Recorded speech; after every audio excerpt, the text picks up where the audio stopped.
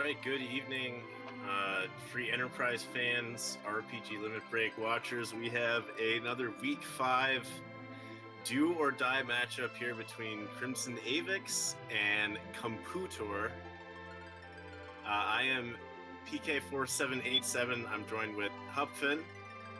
Thank you so much for being here, and I'm really looking forward to another great race of all the ones we've had so far.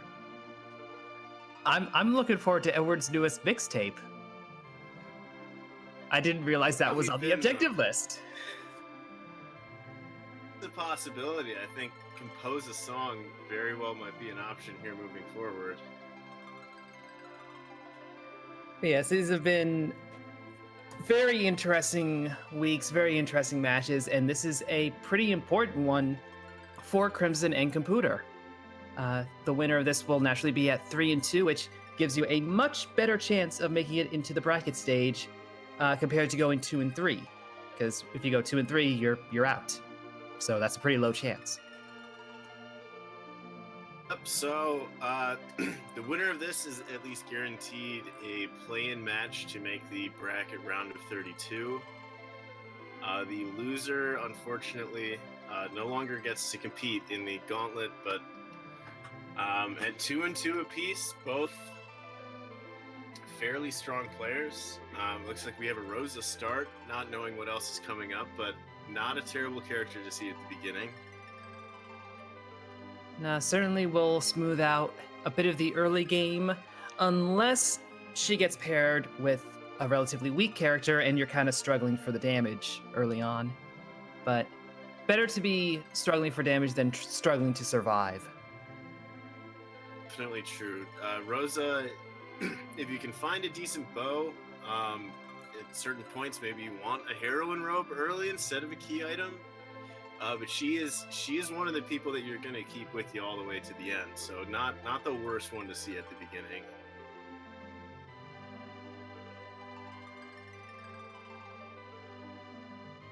Yes, Jeevis in chat. I wouldn't mind Rosie Yang. As you mentioned, this is gonna be maybe a low damage start depending on who Rosa gets paired up with. And it looks like we're launching here, and okay, not a bad start. A shockingly vanilla-ish start. Getting a king, getting a package, getting a king on the throne. If this was Kane's story, this is how Kane would want the story to start, that's for sure. I cannot disagree with that. So now Kane can be a very good early damage dealer. Similar to Rosa with a bow, but with Kane, there's unlimited number of weapons that Kane can find, be it an axe or a spear, that's gonna get him with that jump command doing all the damage you really need early. Now we're seeing our objectives list. We have to deal with Wyvern. We have to go fight the Waterfall, find Edge somewhere, defeat the Asura slot down in the Fae March, and do the Sealed Cave. Everyone's favorite cave. I just noticed those 5 random objectives. I had to go look at them to double check. Why did you think I was talking about Edward's mixtape? What is that, Eddie's? I thought it had something to do with our discussion before we went live. I saw launch the blackjack question mark, and I was like, oh, okay, maybe you could just input that. But okay, we're off. And it looks like Kompootor's going directly to loop beneath the tower. Yep, Crimson giving us a more standard opening. We see that it is Sid over in the Baron Inn, so that's not the edge that we need. Now finding a light sword, which is always the gamble that I take of, am I going to find Cecil early enough for that to be of value, or do I want to take that 30-some thousand gold and just have a shopping spree with that?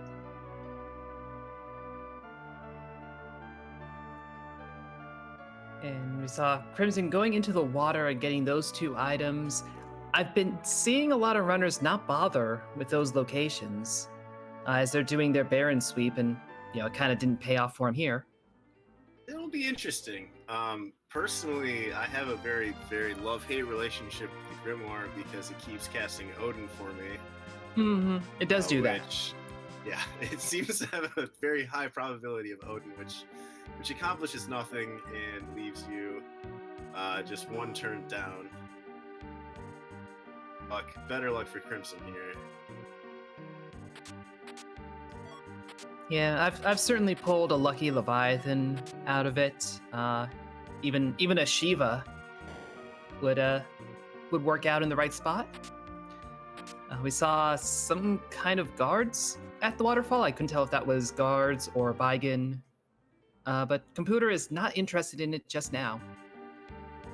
Oh, and I've got to say, of the races I've called, the races I've been in, the races I've watched, this might be the first one where I've actually seen defeat Wyvern as one of the objectives, because typically speaking, you're not seeking out a fight with Wyvern.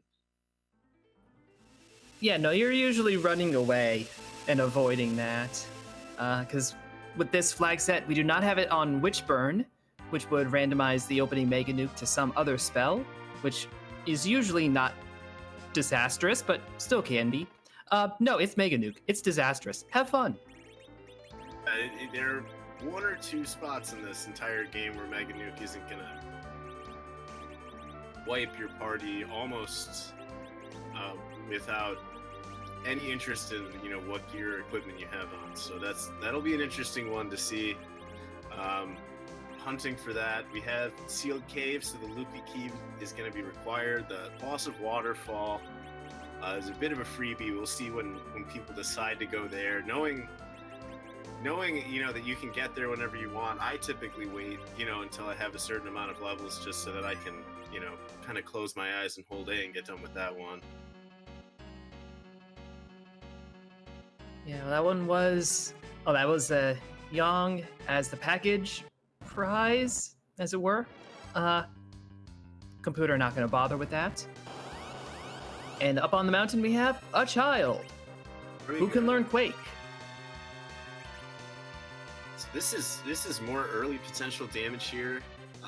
Assuming Palom lives through this, Palom will get all of the level 2 spells, which makes him a very dangerous small child as far as moving forward in these seeds. Yeah, and our runners have plenty of sources of fire between Palom's Fire 1 and Rosa's Fire Arrows. So it's just a matter of getting lucky rolls with the swings. It looked like, did you see, was that a rune axe that they put on Kane? Yep, they actually both have, because they both found it. That is a great pickup early on. You can leave that on somebody for a while, and not much better for Kane. And if you happen to run into Asura or anyone who is a mage, you're gonna do a lot of extra damage there. Oh yeah. Now, I personally really like Yang in these seeds because of the XP growth, and I'm a huge fan. If anyone was here for the last race I did, I'm a huge fan of the Thunderclaw. But I don't know if it's worth sitting through that entire package time, but that's definitely something I'm thinking about as I start moving forward here. And now we're thinking about that Sand Ruby because we found Edge in the bed. Ooh. So there's the very slim possibility that there's another Edge out there. Otherwise, it's a very important check to make early on, because then that you need to find that Sand Ruby.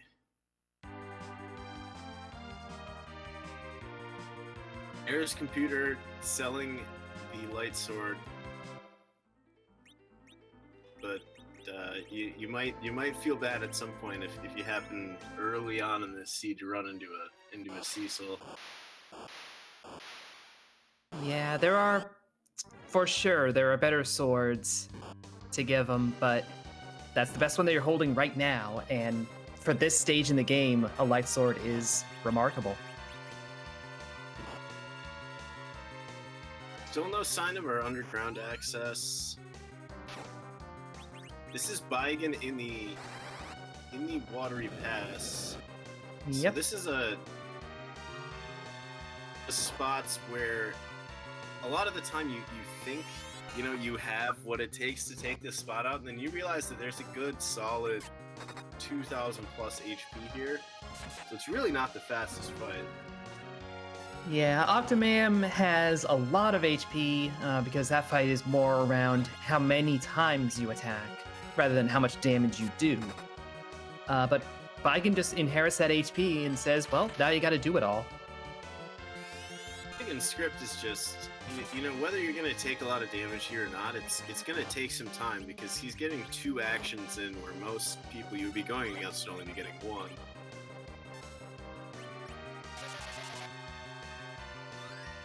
And we saw Kompootor in the course of picking up Palom, showing that yes, Mylon is considered undead, so you can cure him to death. Turns out that makes the fight much faster than using fire. And he had made that waterfall check before, so I'm gonna guess we're not gonna see him make his way back there until he's gained, at least a few more levels where you're not gonna spend quite as much time as we're seeing Crimson take here. For sure. For Kompootor, that is going to be just an incidental, like, while I'm on the way to something else. But CrimsonAvix does get it out of the way. Yeah. 9 minutes in, first objective down. Some more XP, it's a quick way to, at least, now you don't have to worry about forgetting about it.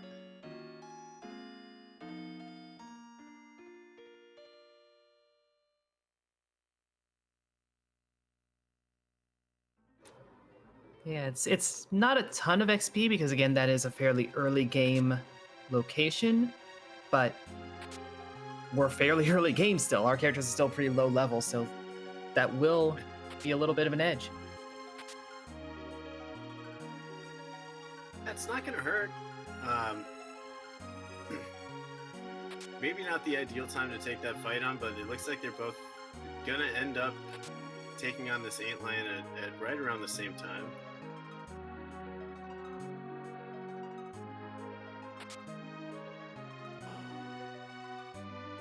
That tiara is actually a very nice thing to see, and it looks like, I don't know if you noticed, Hupfin, but at least Kompootor has a curse ring, which early game is one of my primary shopping items if I'm playing this. Yep, that is going to be a valuable resource as you're figuring out your agility anchoring and deciding who you don't want to be getting all those levels so that you can slow down Zeromus by proxy. So even someone like Sid here isn't a terrible character to have because they can just sit and basically play the chemist in the middle spot.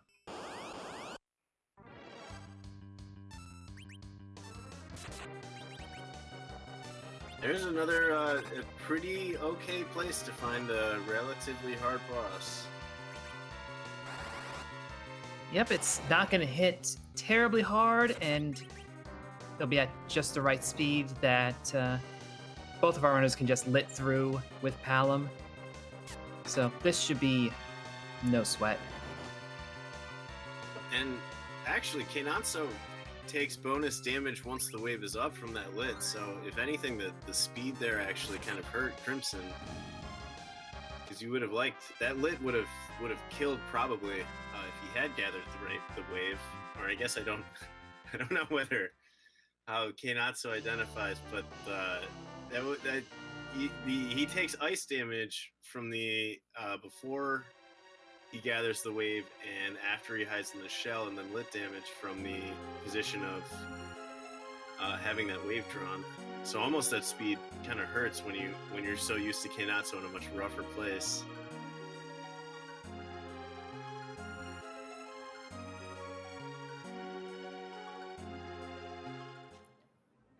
But with that fight over, we do find the Luca key, so as soon as we have underground access, we have access to Objective 5. Yeah, this is starting to look... I've done commentary on some Scala seeds before.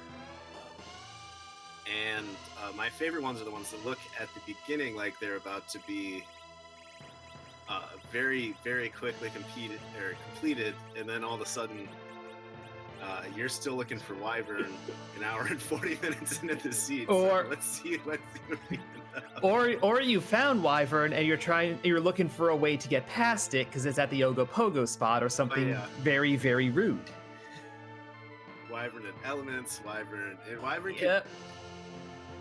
And you know you're looking for Wyvern, which is not something anybody wants to do. You're really just thinking to yourself, where is the least bad place to find this person who can just wipe my party off literally at the start.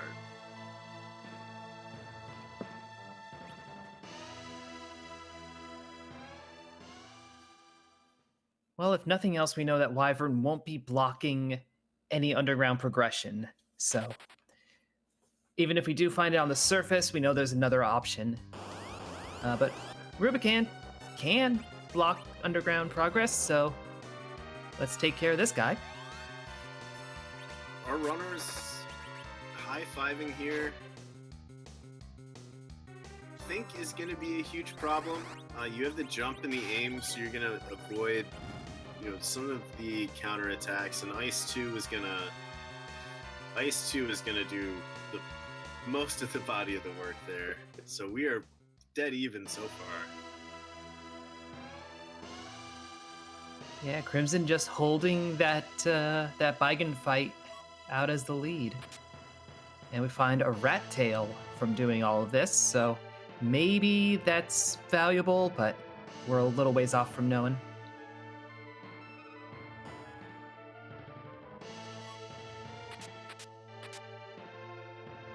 So sealed cave, we have that taken care of. Underground access is all we need to technically defeat the queen.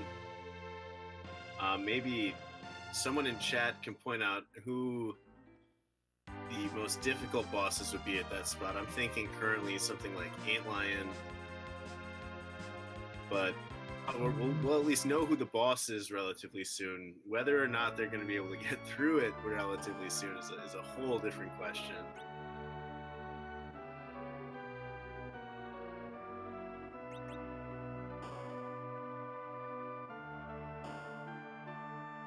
We only have 2 more, at least early checks to make before we know at least what our route has to be underground. Yeah. From what we've seen, I don't know. Do you think there's a good reason to go up and make that play for the mountain, or do you go to the inn? I kind of think you go to the inn. Because, yeah, we don't have Cecil, we don't have Tello, we have no character-based reason to go do that.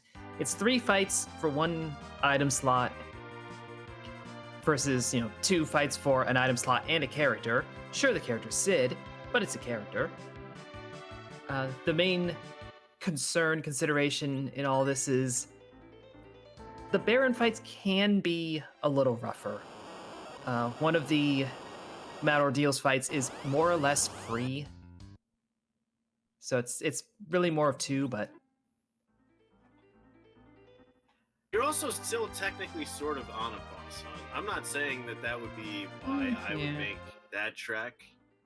I'm also there's a part of me, I don't mind getting a Yang early because of the HP growth, but knowing again who rolled this seed, that is a boss check that we're sort of not making.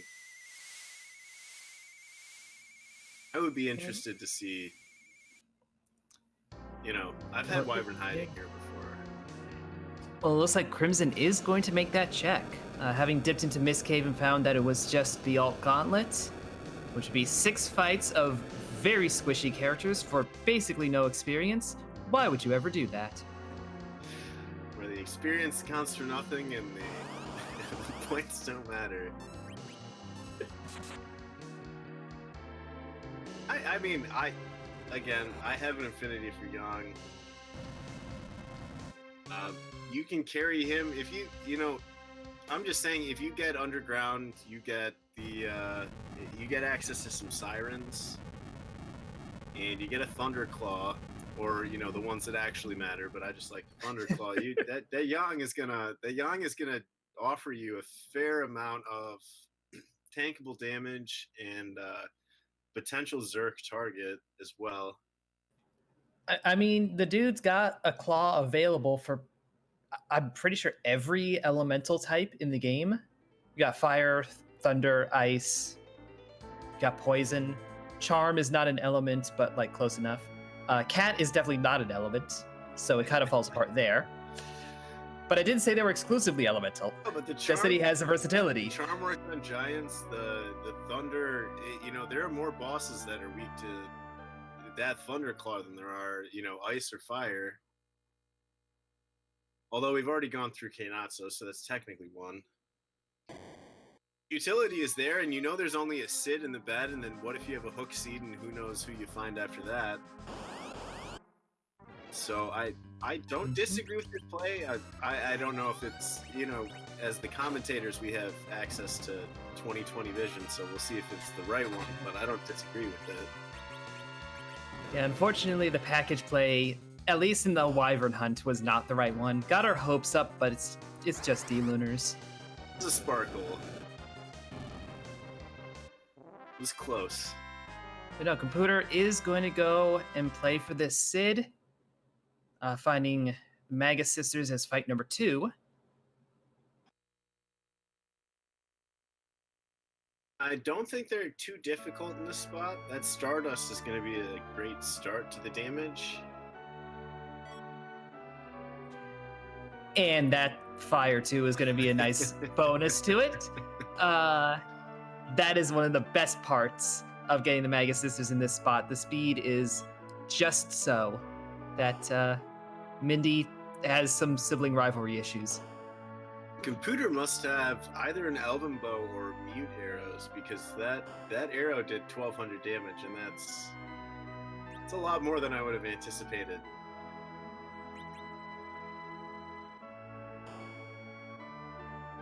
It looks like Avix also checked the bed, so both of them know where at least this one edge is, assuming that's the only edge in the seed. Yeah, we are saying that because with the flag set that we're using in the Swiss round, there are 13 character slots that we can find somebody in, and there are all 12 characters from the game in the game. So there will be exactly one duplicate every time. Now that does change as we get into the bracket round and we start constraining how many distinct characters there are, and we'll start to see more duplication at that point. It's duplication, but unfortunately, you're not allowed to take any of those. So you have to pick 5 out of 7 in the bracket round, which is gonna make it's gonna be fun to see how everything changes moving forward. I never said it would be a better situation. It would be a situation.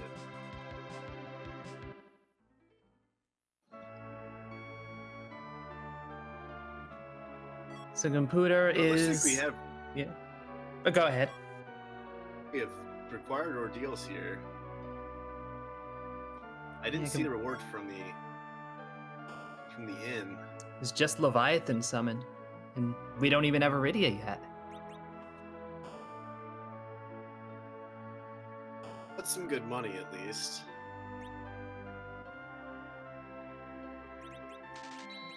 This is decent XP if you run this whole gamut of fights. Depending on whether you have Hook or not, but this should hopefully get Palom up to Virus. You're very happy to see.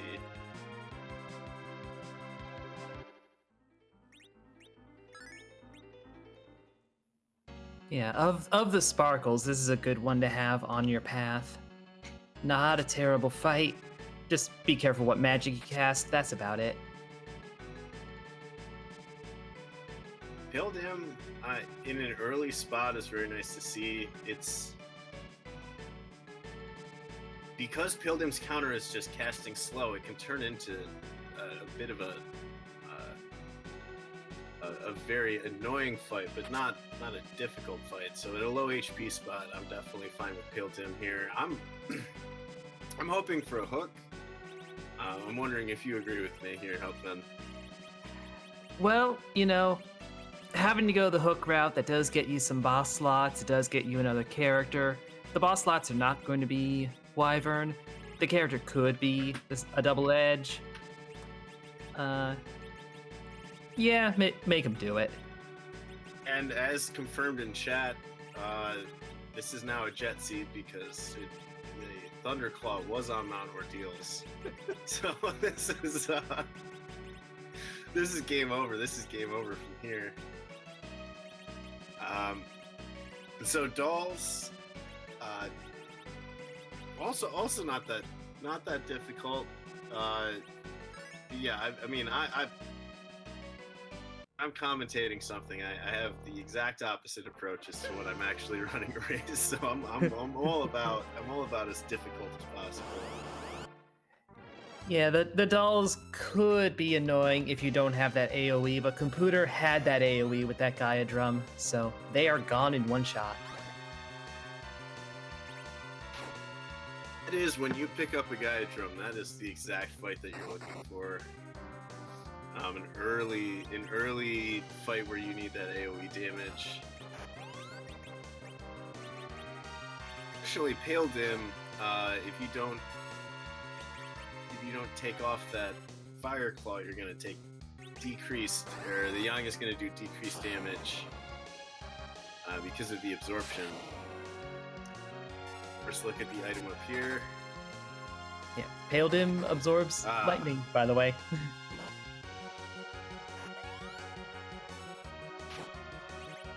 And here's our Asura fight. And there's our Asura fight.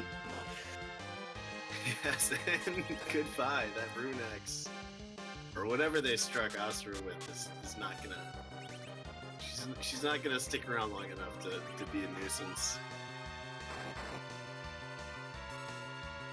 She will get the better of them. They do have to take on her vanilla location.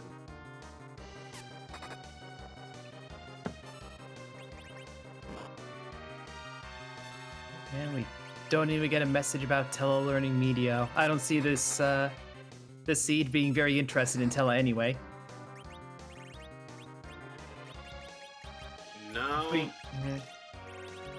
If we get a really quick Darkness Crystal, then okay, D-Machine grinding.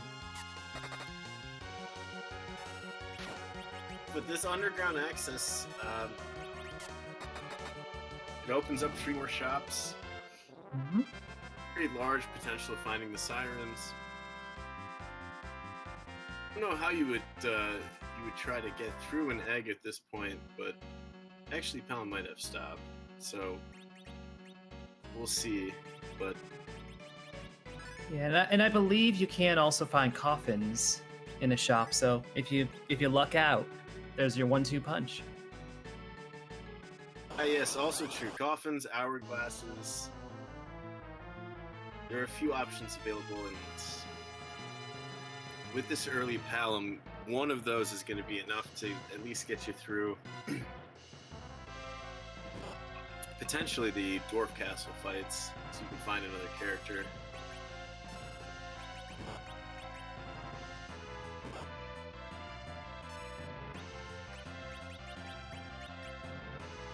So Kompootor with the quick early lead here.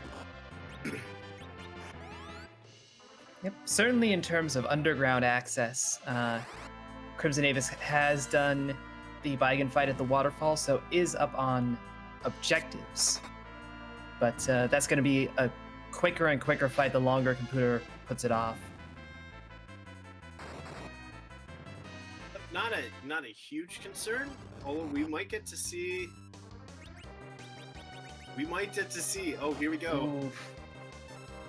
Can you imagine if you had a child and it had that doll, and you like carried it around, and you'd be like, "Can we get you another doll?" Like, is there anyone else we can get? They're like, no, I like Calbrena. I would have many concerns based on the content of that sentence. Calbrena would be the doll that you're like, oh, I can't, no, we lost it. Like, oh, we can't find it anymore. And you don't even let that come back to life to haunt you, because I've seen enough horror movies featuring dolls like that.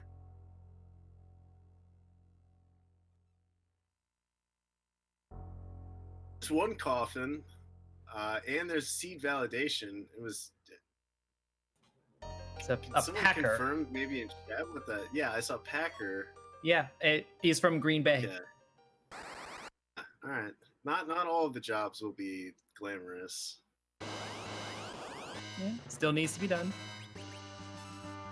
We saw there's a cursed ring already in the inventory for computers, so less of a reason to check. There are strength rings, tiaras, rune rings, things of that nature also for sale. And some exits wouldn't be a terrible thing to have with this party either.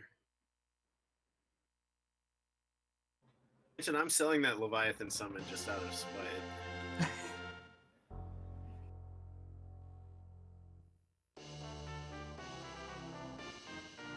Yeah, I feel like a lot of folks in this tournament are a little hesitant to take Rydia, and certainly the longer the siege goes on, the less likely they are. She really has a lot of utility with the summons, but if you're not finding those and you're not leveling her up fast, then I can see leaning on other strats. I think there's great utility as using her as an anchor until you potentially slingshot her to, her actual applicable value. Something like the Leviathan summon, her middling levels just aren't super worthwhile, which is why I would potentially just sell that, because with the party that I have, I already have a Palom, so maybe I would keep her, but as an anchor, and then if I end up with, a darkness and I end up doing a D machine or something like that, then you get her up to nuke, and then nuke is several steps probably better than the Leviathan summon. Yeah, of course, if you stumble upon a Bahamut fairly early, then that changes the calculus. Bahamut is a pretty good summon. Yes. Bahamut it's one of those where in those few seeds where it actually becomes relevant, where you have a Rydia and a Bahamut, and you realize how much you discount Rydia until she has that dragon that just mega nukes everything in its way.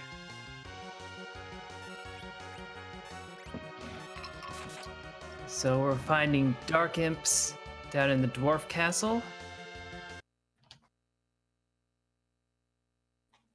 As CrimsonAvix is going through and taking care of Baron Inn, getting Sid, getting that Leviathan summon, and it's clear you gotta use that magma key. That's your underground path.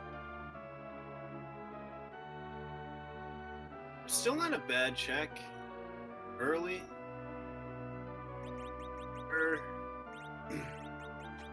It's a bit of a rough fight, though. I gotta say, for Kompootor, if I saw these guys here, I would still go and probably check.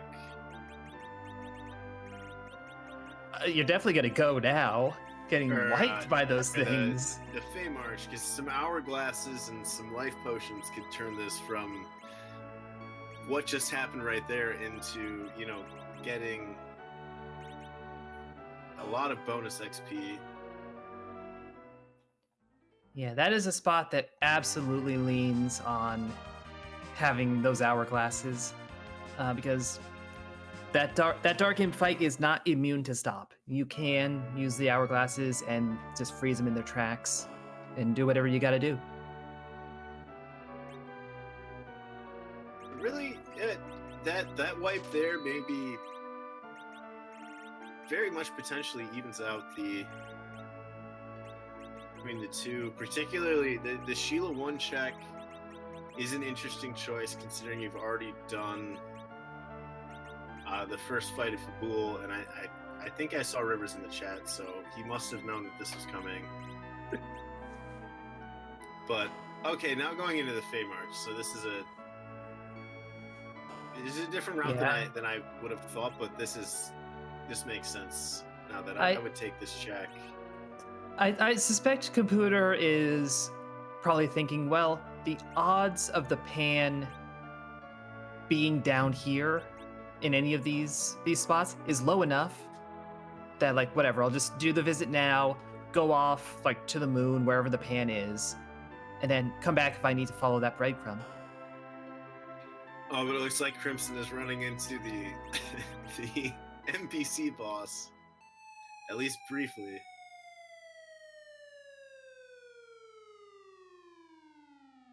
I gotta respect Kompootor's choice of checking one or two of those Fae March checks, knowing that there's a trap chest there. Yeah, the five warriors that hit pretty hard.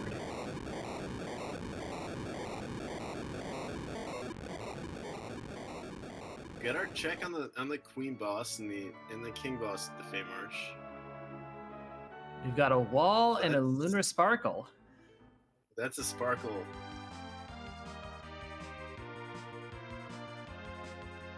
Do you take a save here and check on that sparkle? I would, personally. I want the full information. Knowing that you have to do that boss, I would be intrigued. But that evil wall at that spot could be quite evil. Yeah, I'm not touching that wall for a while. That evil wall got its evil medical degree, and you don't want to call it Mr. Wall, that's for sure. I'm just thinking, like, I get a sign that says wet paint and put it in front of the wall, like, nobody touched this. Like, we need a deterrent, and I'm not gonna put a sign saying the wall is evil, because that just raises questions. We'll get our check. It was just a packer, so that dwarf, maybe armor or other dwarf-related things, just the one packing them. I didn't know how much commerce they had between, the underground and the blue world, but look, I guess someone's got to put the things in the chests. Also, we discovered the sparkle is plague, which, if you've got the strategies and the schemes for it, pretty viable. Definitely, if you can get a Starville off before plague gets the initial cast off, then plague will just in perpetuity cast that spell with no sirens, which is an interesting scene. Yeah, that makes me think it might end up being in the Eblin Cave. Wherever they are, you got to figure out a way to get XP here.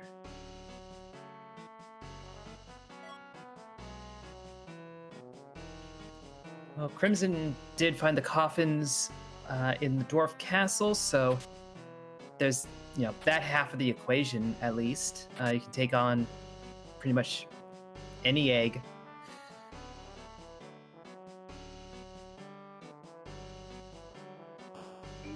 Doing this little wander around, there are some decently located additional chests in the Dwarf Castle. If you're willing to spend the time, and I mean, this is one of those situations where, one siren could really break something open for either one of these runners, given the group that you have. So I might, you might run around. Just hope you might pull one out of a chest. It's the well-packed chest from our job. Yeah, we're completely ruining his work. Well, why pack something if it's meant to be unpacked? True.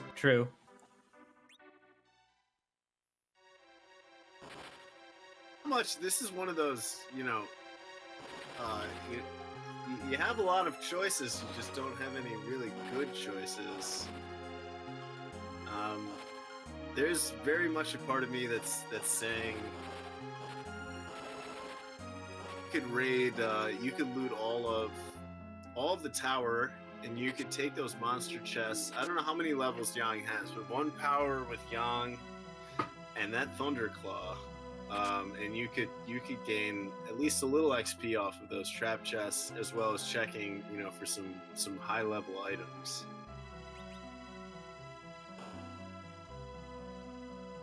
Yeah, a lot of it comes down to, when do you want to do that plague fight? Because you're going to have to do that.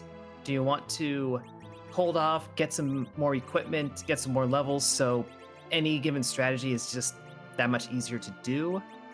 Or do you feel like you just need the strats and the levels don't matter, and you just go for it, get it out of the way? Part of me is thinking I would do this plague fight because spears do bonus damage, I believe, to flying enemies, but you would like to have a source of berserk, and we haven't found hourglasses, we haven't found Bacchus wine, and we haven't found sirens. And Rydia doesn't quite have berserk yet. So, even if you get a decent strat going, your damage output is abysmal at this point. Yeah, Chad is saying they have seen Bacchus. I'm pretty sure I did see 1 or 2, but don't remember who had them. Oh, they have picked up Bacchus. Yeah. Okay. Either way, though, it's not the reliable, repeatable berserk that you would want coming from Eurosa. True. Although this is, I mean, you are limited here. So if I had 1 Bacchus wine, this would probably be the fight that I'm considering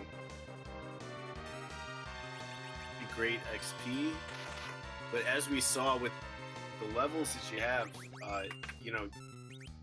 it's just as likely to be a wipe because you have to take 6, 7, 8 hits from those Dark Elves even before you get the coffins off.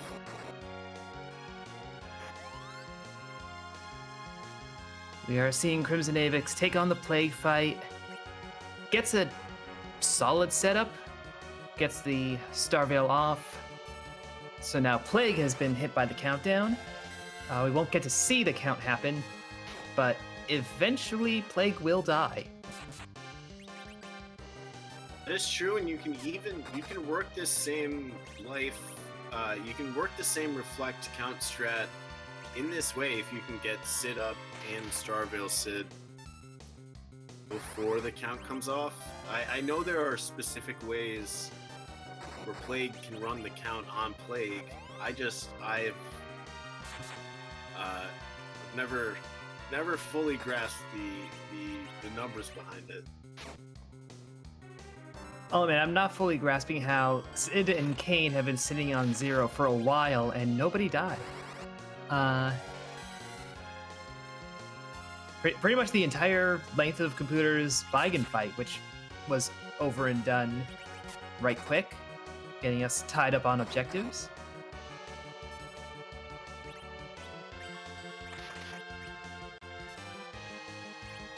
As Jeebus is saying, I know that for the Plague's count to actually go all the way down,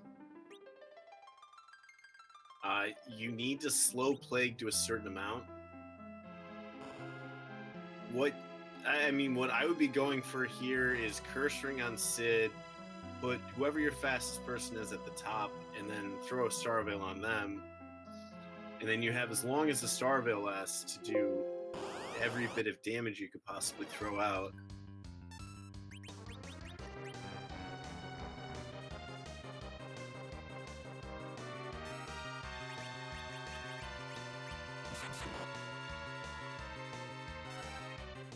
But no, it does look like Crimson is going to go with the same approach as before.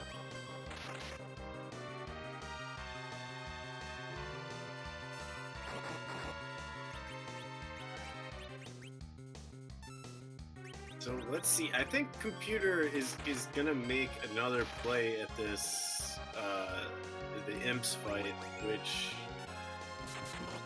I mean, if I'm in this position, that's definitely one that I'm considering. I mean, it's one of the two that I'm considering. We don't know who's at the top of the tower. There aren't that many options here, and this might be one of the better ones. Luca likes to get in the way, doesn't she?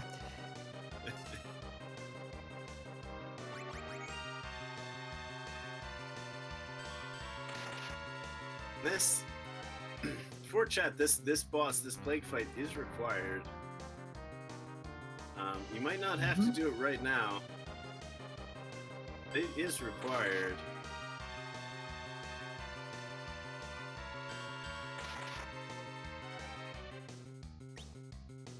I know they have a cursed ring, if chat is correct, and I always, the chat is always right. I definitely saw curse rings. Yes, you can set up, it would be slow, but if you berserk people at RA1, the counter's never going to run down. There are a few options that are technically on the line here. It looks like Avix might either try this one more time or head on over to Dwarf Castle. This looks like heading on over to Dwarf Castle. Gonna bail on that. And we do find that Water Hag is part 2. So it's the robes at Baron Castle. Or not Baron Castle, Dwarf Castle. And it's Cecil. I think Uber in chat was right. I think he was looking to reflect the count and get that swag kill on Plague. But I don't think those reflected fasts and everything else that plays into that make it very difficult to get that count to run down to 0 on Plague.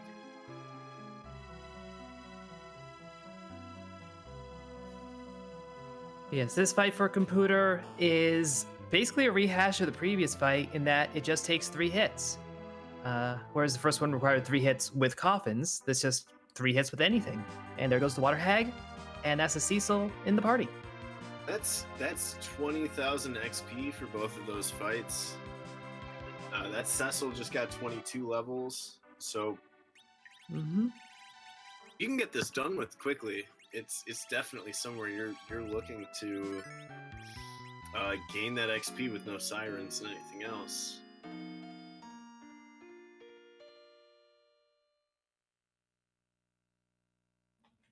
Do we get an item here? Luca Cave is maybe you can tell me how you would think about this stuff, but Luca Cave still looks kind of dangerous in my opinion, even if you find something that you want.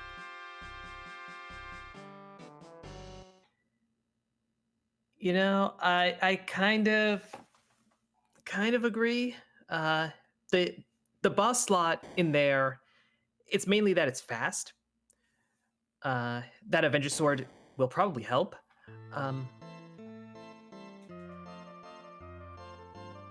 But it's more that Sealed Cave takes so long. It's a full dip down, get the item, do the boss fight, climb all the way back up. I don't want to be in a situation where I have to do any part of that twice. I want to go in safe enough that I know I can handle the boss. So I can just go in, do it, leave, never think about it again.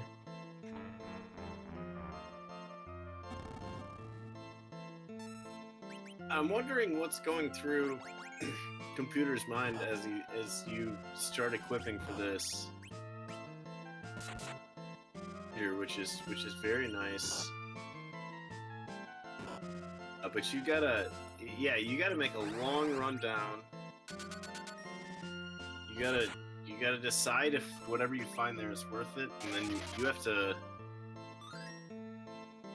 make these levels. You're gonna have to win not an easy boss fight.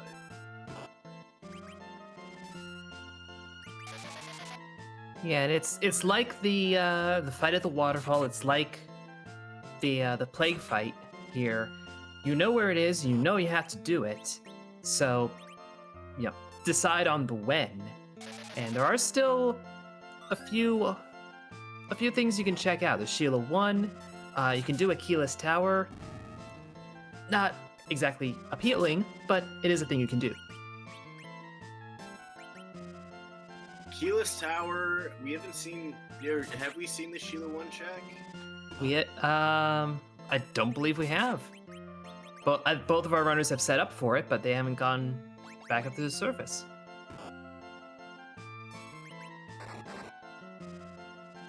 This may be a bold play. There's not an incredible amount of damage at this spot, but it's the stats on this spot don't make any of these bosses necessarily free, and without much going as far as damage for your team outside of that Avenger, maybe the Quake, you're gonna have to live out a fair number of hits here.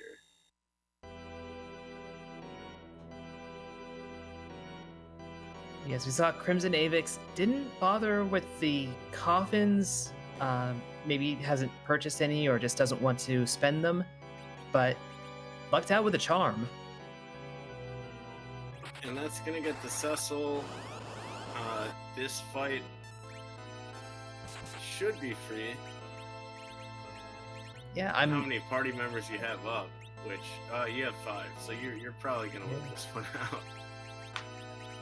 I'm frankly a little surprised that he dropped Palom.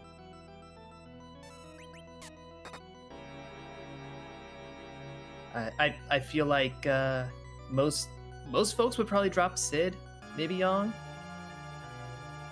So interesting stress. Clearly leaning towards Zerking towards the end. Yeah, looking at maybe your end party. If you kept the light sword, maybe that's something you're thinking. And that was an adamant. An adamant. And I didn't Octomam. see the boss, did you? It was Octomam, and Kompootor bailed out, even though that's objective 5. So, gonna be heading back in. You're gonna have to double dip that. Yeah, might be afraid of it. Like that boss in that location with these levels, might be thinking, it's a little too much.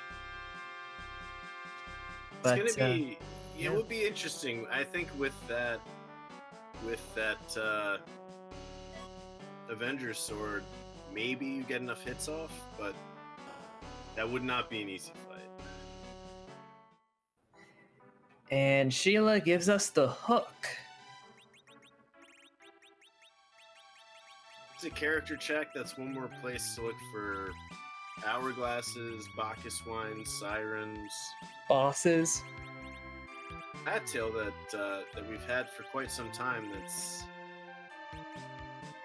been burning a hole in everyone's pocket. So yeah, I would be happy to be able to turn that in and see what that turns into.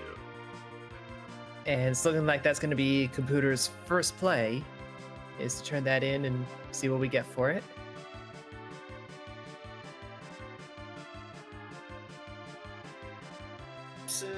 Crimson, it looks like also going to take the Shield 1 check.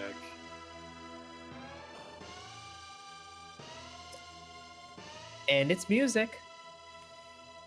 It's a fetch quest. Ooh.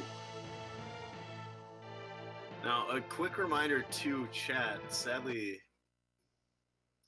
unless Scala can update me, we weren't getting audio from Kompootor, but they're both about to get this. Hopefully, for our sake, Crimson decides to make this exact same play. Yeah, we are not going to be able to get music out of Kompootor's stream, but we definitely can get out of Crimson's. And we all want to get that. Tough, and the karaoke option is still on the table. If you're considering it. I was saying it repeatedly. I say it emphatically. There is no song that can come out of the twin harp that I can sing. It ain't happening.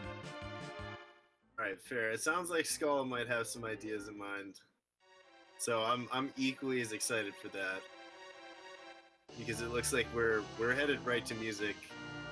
We're gonna get to watch Eddie fall to the ground,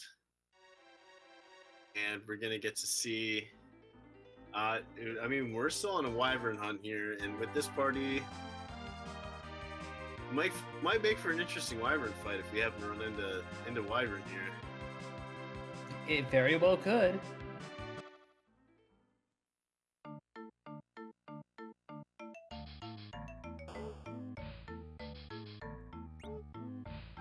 So, Crimson picked up the harp, decided to go shopping, which I don't quite understand. You already have a Thunderclaw. You already have everything that you need for the rest of the season. There may be things that he feels he needs beyond a Thunderclaw. No, Crimson is going back down underground. It's looking like another attempt at the Fae March. Double Thunderclaw, Jeebus? I think it's a possibility.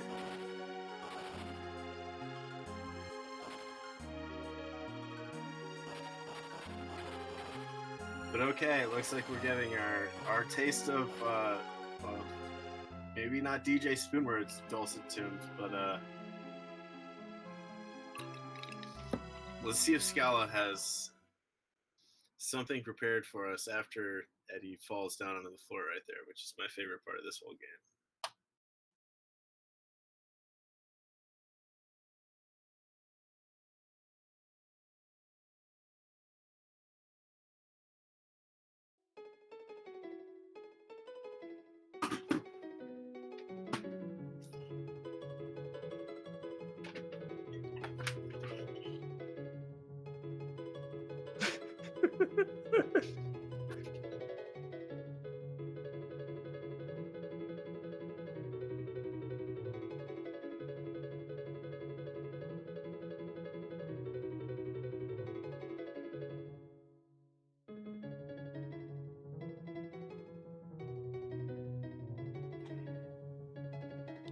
So officially it's Zelda 1 Labyrinth music, but I think this is better.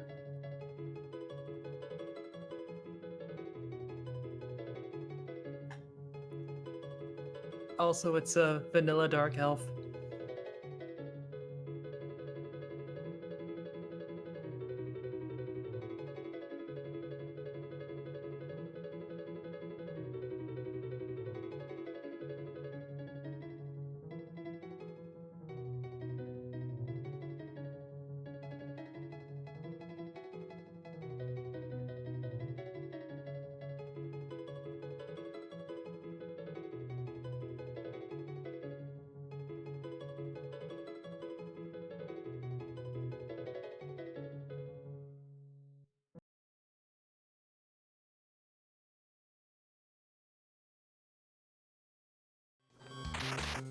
Alright, so that is Kompootor through. Picking up the Darkness Crystal out of King Magnus. So that's looking very required. We will be hearing it from Crimson.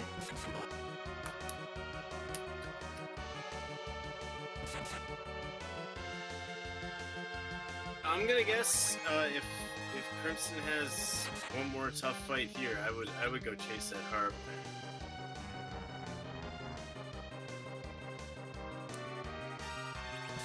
Yeah, although so far, like, took down that Sid and had the front row fall down before count could get reset. So that spares you a bit of effort on trying to keep the pace going. And one more time, thank you very much to Scala for having a backup prepared. We can can get a big thank you to her in the chat. This opens everything wide up now. Yep, we've got the entire moon to check out. We've got the giant, and all of the grinding opportunities that come with both. The giant, I think the giant character is going to have a very big impact on, what the decision is moving forward. That and potentially this item shop, because there, of all the, the top 3-4 items that we've been looking for, we haven't seen much so far. No, we have not.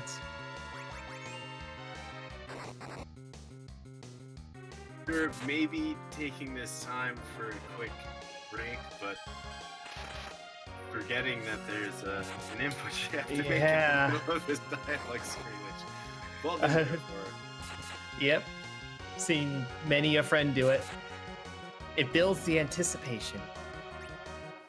I don't know what that is, but really it is. Excited to find out. Yeah, it's whatever that is, I tell you, that is. And that is a plague complete for CrimsonAvix.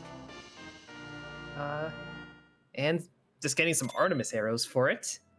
Not exactly the best prize. The real prize there is completing Objective 4. You get to push the button, we get to light up Objective 4.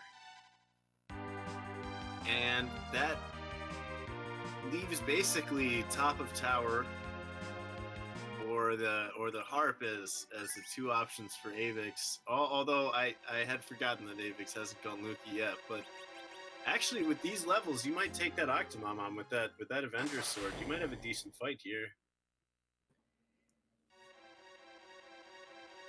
You'd at least be willing to give it a proper shake. I'm intrigued, considering this is what you look for, particularly when you get to call a race, is that you got two people in entirely different situations, different completions, but I wouldn't say one is necessarily ahead of the other so far. I would say Crimson is absolutely going for the objectives that he knows he can do. He knows he can complete Seal Cave, or at least has the equipment for it. Depends on the boss. Knows that he can't get Edge, doesn't know where Wyvern is, so not going to focus on those. Kompootor is focused on opening this seat up, getting to the moon, getting just locations and options, and then just hitting the ones that he has to. Two very different strategies. We're still looking for a Wyvern, and we're still looking for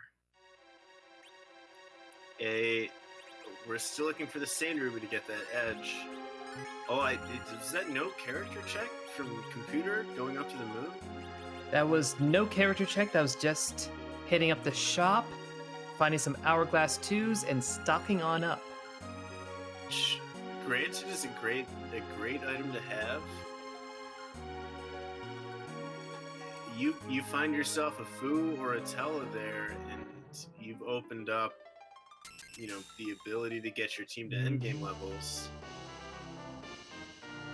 Nice.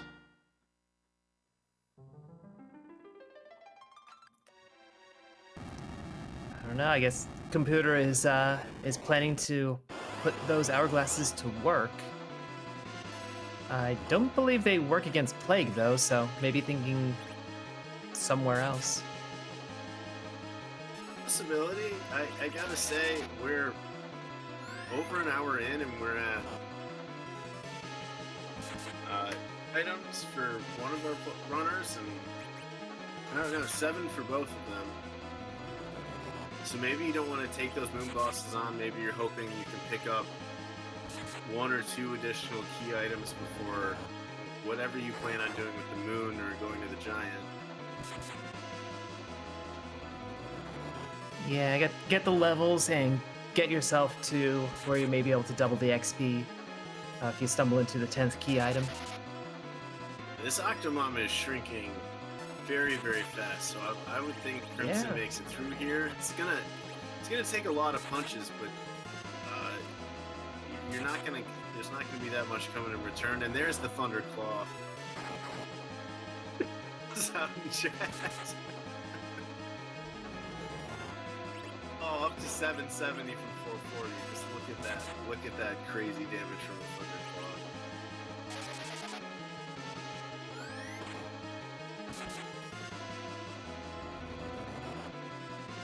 Kompootor almost getting a Star Veil out before the count. That would be my preferred strategy. I don't know who had the highest amount of agility there, but that would be who you'd want in that very first spot. Also, 2 kamikazes in the inventory, so I would think, along with that Avenger, this is going to be hopefully a relatively free fight. Also, casting that Silk Web, so I'm thinking maybe trying to get the Plague drops Plague strat here. Yeah, like you're saying, it has to be at the right relative agility for it to work. And that's a tricky thing to manage. But if you can pull it off, then man.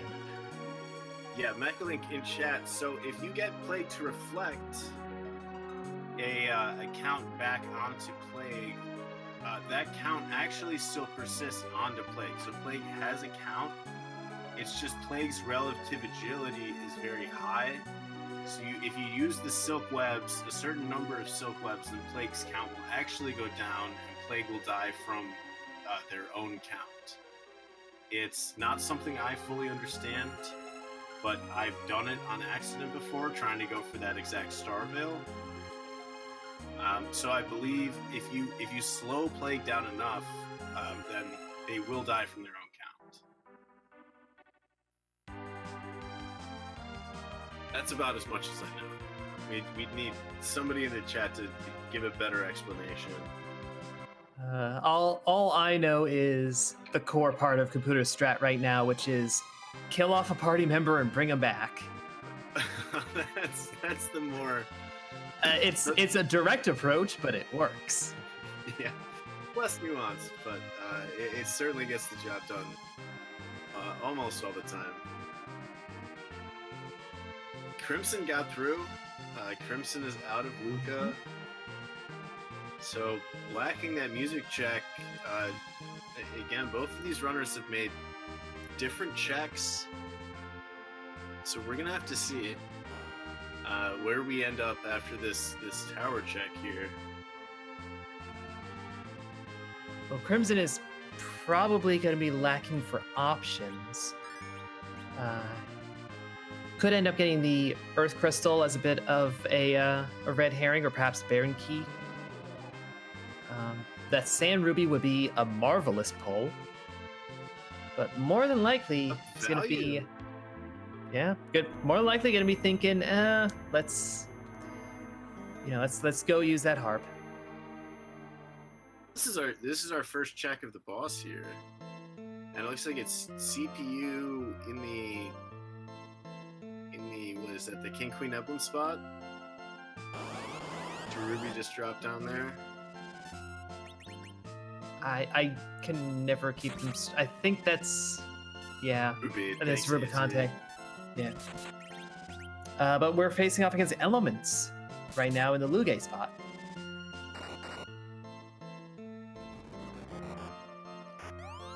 And this is one that, if you had, say, a Palom, you could go and work through reflect strats and keep elements as Mylon the entire time.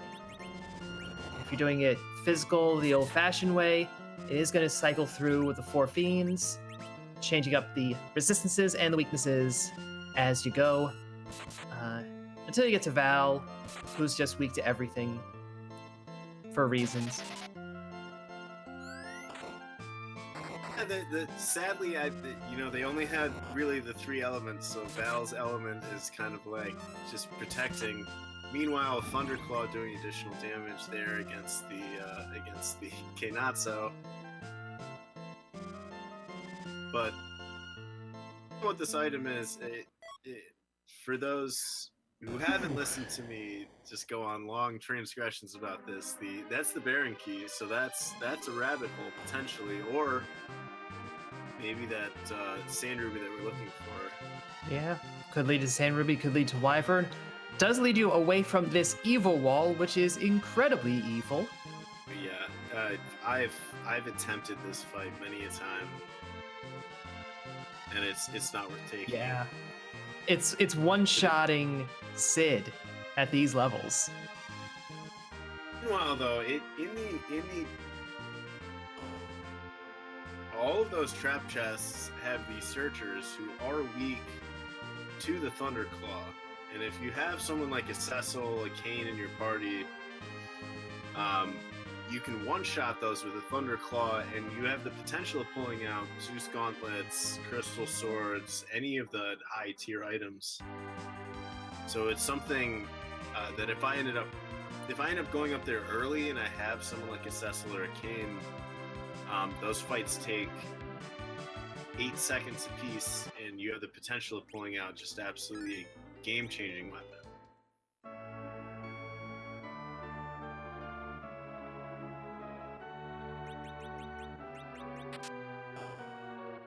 In chat, Arenior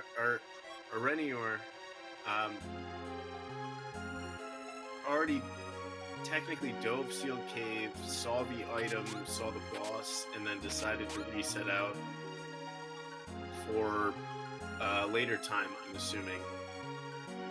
Yeah, unfortunately you have to complete that boss fight for the objective to count. That is what counts as completing it. Some of them are open the gate, some of them are complete. And this one is, you gotta get all the way through that. Also making the same trip up to the top of tower, maybe not ready to deal with those moon bosses. Interested to see who that moon character is, but yeah, still no sign of Wyvern though. Wyvern, if this is a classic Scala Kitty seed, it's gonna come down to where is Wyvern and why is Wyvern at the meanest possible location that we could find Wyvern at. Why is Wyvern at Ogopogo? Also, it's the true false king, I guess. I mean, we're not at the throne, but it is an Odin, so that Thunderclaw is gonna put in some work.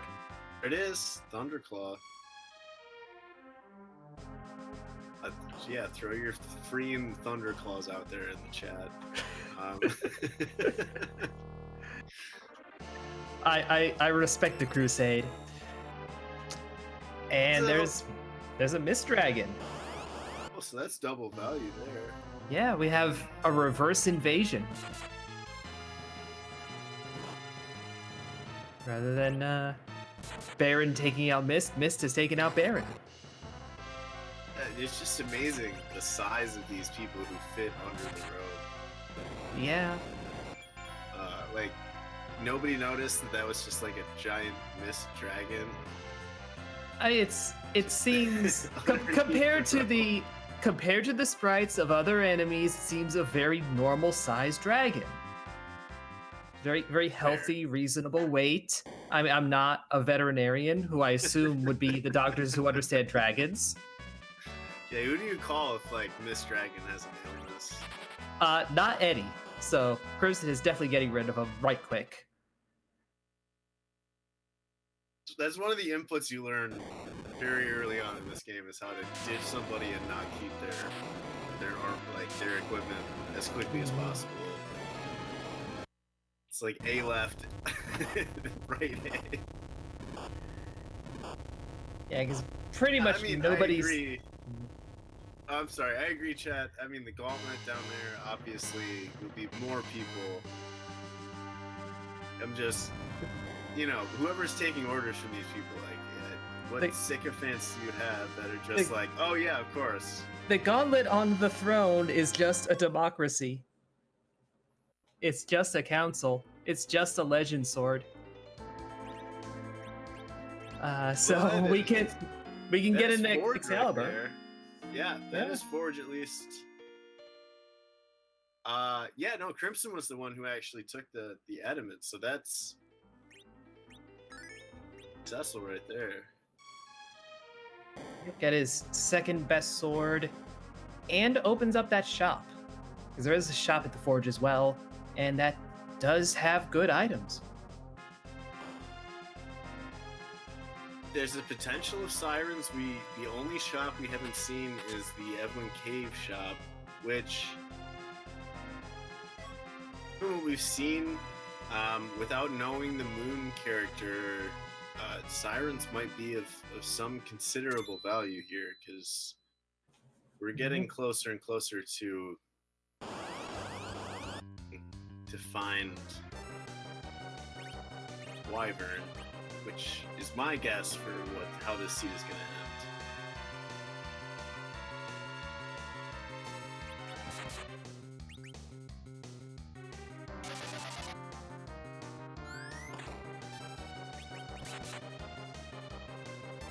Dr. Luge here, definitely okay with this fight. Definitely still happy I left that Avenger sword on. So another one where, surprisingly, there's a specific claw that does bonus damage to robots or whatever they're called in this game. Is it the Thunderclaw? Yes, it is the Thunderclaw. That's a fantastic guess. You had 1 in 5 chance of getting that right off, and you nailed it. Unbelievably. Yes, at least this game. Value here. At least this game considers Dr. Luge and Balnab to be robots, as opposed to, say, CPU, which does not count as a robot. CPU is the strange enigma, but I feel like they were concerned that they were making the Thunderclaw just too powerful.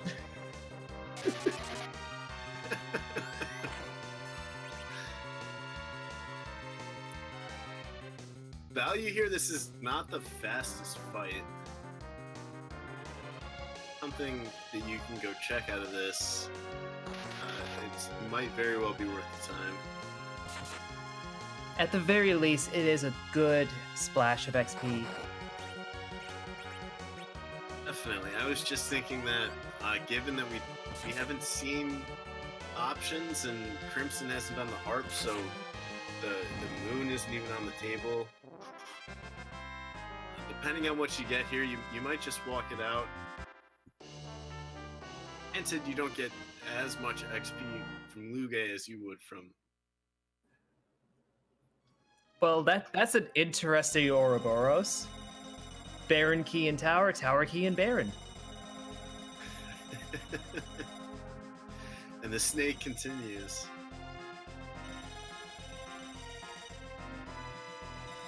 It's always a great feeling, is having to walk all the way out with that. Yeah. With that spell on you that causes the sound and the screen to just... Yeah, absolutely wonderful. Not annoying at all.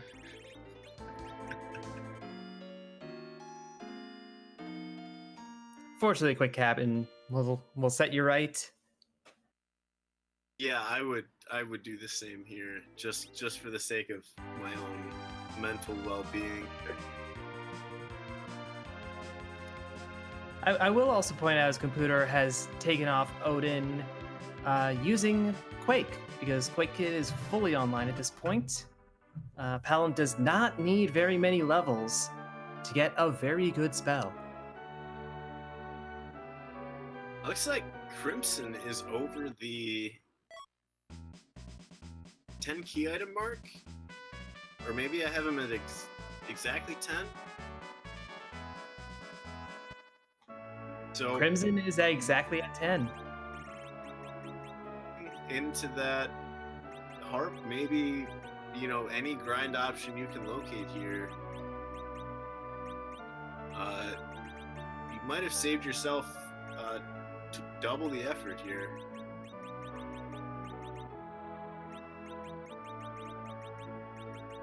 Oh, and as chat points out, has not checked demist.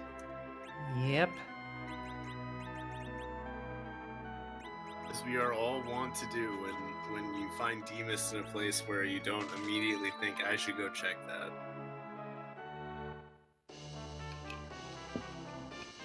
Did find Murasame for sale and picked one up, so clearly planning to hold on to Edge once he gets him.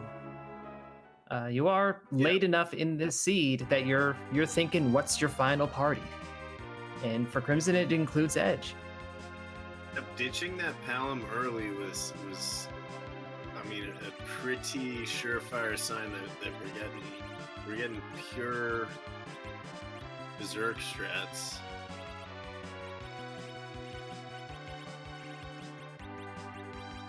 Taking off that Avenger just before going to do Tower Key I mean, it's not going to cost you that much time if you just hold A, but the boss at the Tower Key is up there in the realm of the easiest bosses you're going to go up against. Yep.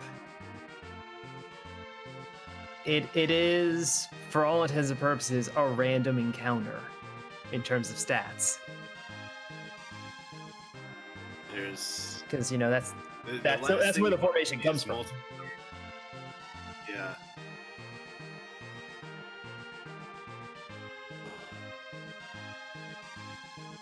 Okay, we do have Kompootor going and actually diving back into Sealed Cave. Plenty more levels, probably a lot more confidence, even though he probably had the Octoman fight the first time. Probably is all good.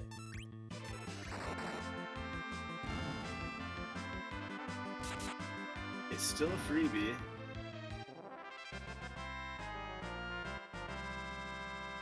Not exactly where you'd like to find the one of the freest of fights, but yeah, freebie nonetheless. That would have been a great time for Wyvern, like legitimately. Yeah, Wyvern, when you leave an Avenger equipped, there is one of those like, oh, okay, never mind, it's over. There was a boss here. It's gone now.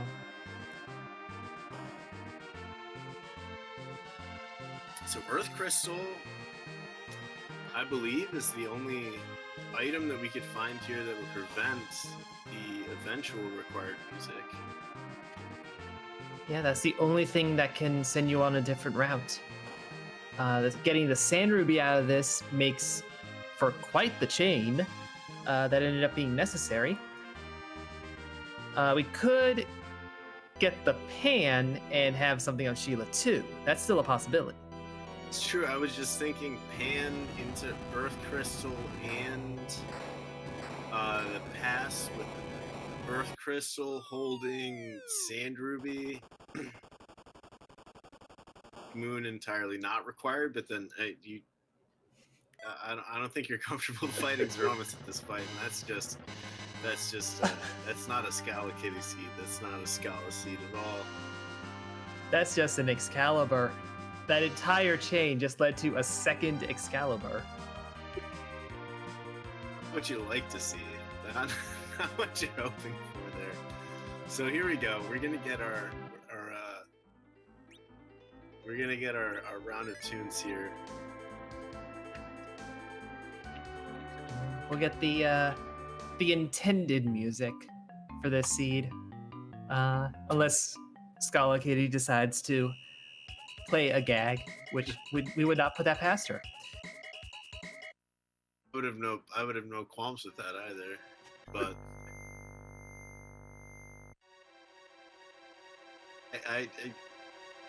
you gotta first off credit Scala for gating the moon with required music.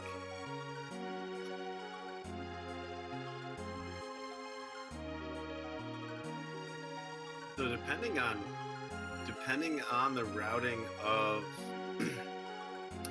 a Kompootor here, we could see them both heading up to the moon.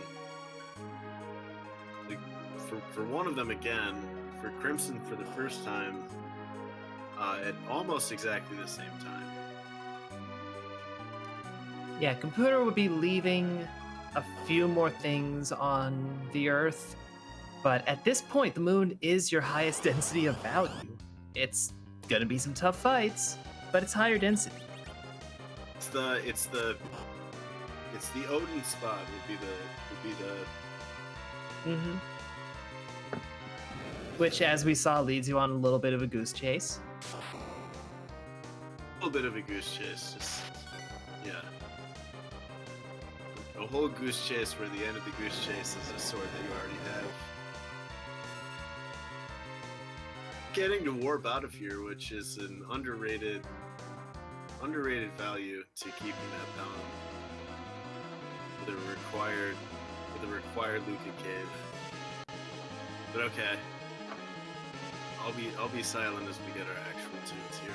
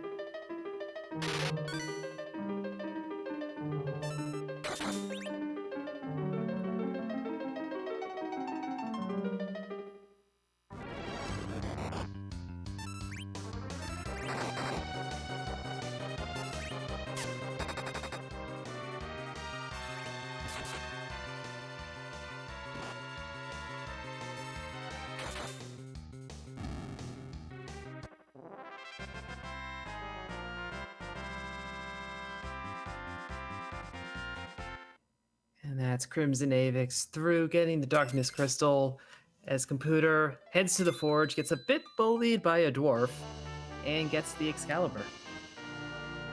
NPC boss there is not to be trifled with. You really gotta watch out. You don't want to let him sneak behind you. Yeah. Okay, Kompootor going to take this throne fight, which is gonna give, I think, Avix the first shot at the Moon character. Any choice of where you want to go on the Moon. Yeah, pretty much. We'll see if he remembers about Miss Dragon. That's looking like a no. That's gonna be a no. That's a no. Did either of them make that check? Neither of them have checked. Oh, this is the potential greatest troll of all. It very well could be. Is the hidden in plain sight Miss Dragon with the sand ruby. I'm excited for this character check. I mean, Crimson obviously will be excited by maybe getting some hourglasses, but this character check is gonna make a lot of your decisions a little more linear depending on who you get here or who you don't get, because I think his party is pretty well lined up for this Aromas fight, but you get a Fu here, you get a Tela here, you get the weak cast. It's a question of who you want to keep and who you don't.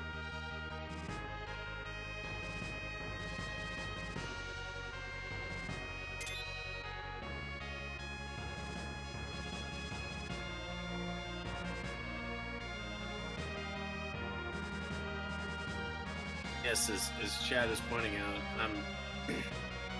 I'm really hoping there's some form of either Miss Dragon Sand Ruby or Miss Dragon Earth Crystal into Sand Ruby. Both would be just the most phenomenally hidden in plain sight situations that we can deal with here.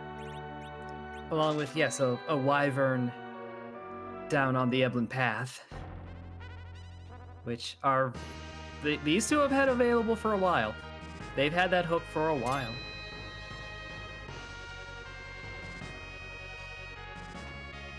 Avix is also bailing from the moon. There are more checks? Is he going for Evil Wall here? I don't know. It's really the only remaining check, unless it's a giant play?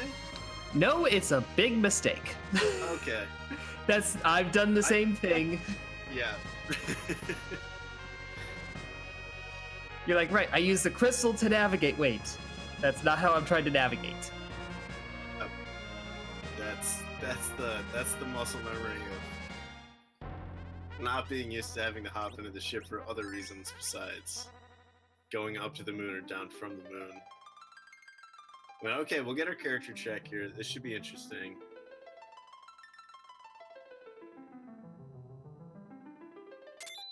I've launched the giant twice before on accident, just by misclicking and pointing to the right. So this costs a lot less time than certain mistakes I've made. Well, that is a Porum up on the moon that I do not expect to see in anyone's party. Hope the Rosa's been there since the start. She pretty much laid claim to the white mage spot on this seed. This is unfortunate for Kompootor going to that throne, because they're gonna run through this chain. Yep, get the whammy prize at the end. It's rare that you consider an Excalibur a whammy prize, but you've already got one. All you'll do with it is throw it if you take edge. And we don't even know if Kompootor will. Where CrimsonAvix very likely will, but I don't know about Kompootor. Also, the lack of Bacchus makes the keeping all of the Zerkers a little, not necessarily suspect, but it's going to take you a while to get everybody hitting at full power. Yeah. Maybe there's a Cave Eblin dive at go mode.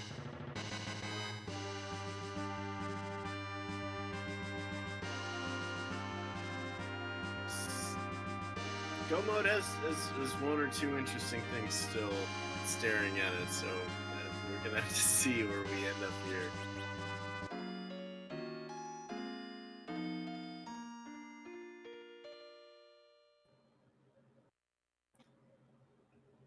But we do have Kompootor taking out the Baron Guards.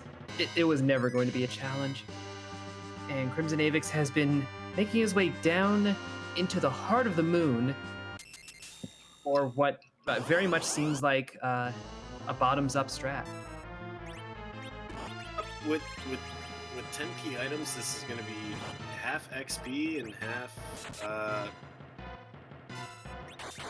that Sand Ruby. This is one of those unfortunate positions where, you know, you need a boss and a key item instead of just a boss. So you really have to, you know, the longer you don't find the key item, the longer you have to just take every single one of these fights. Although this one's good XP, so I have no disagreements with taking this fight. And it also makes sense to do this one first versus the Ogopogo spots. That one is pretty more commonly very rude, and this one has 2 items, so it's just a better play. The doublemint gum of the moon. That is a valid reference, and that is Kompootor finally going and checking what the Mist Dragon gave us. This could be important. This is Earth Crystal. This really mixes things up.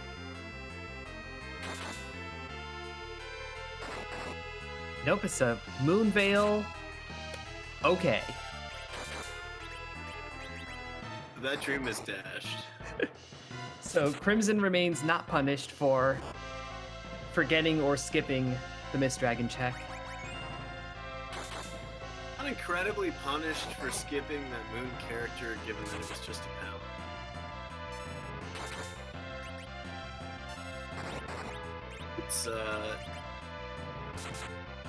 It's gonna be an interesting question. Do they take the same routing here? How quickly can you get through these bosses? Mom Bomb, unfortunately, doesn't take bonus damage from the Thunderclaw, so this isn't great for Team Thunderclaw.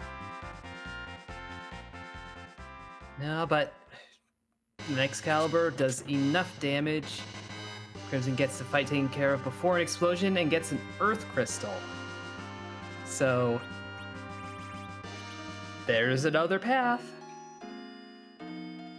That's the chase. That's really the only chase that's available here. Yeah, it's that two or bosses. yeah. It's that or a pan into Sand Ruby. Those are your chases. So Earth Crystal would have 2 bosses and a key item. You don't find Sand Ruby here. It's gonna come down to is the one that can give up a key item. But you're still seeking out that Wyvern. Well, you know, being a dragon is not the one you're looking for. Yep. And as someone in chat mentioned earlier, technically not a dragon. Technically not.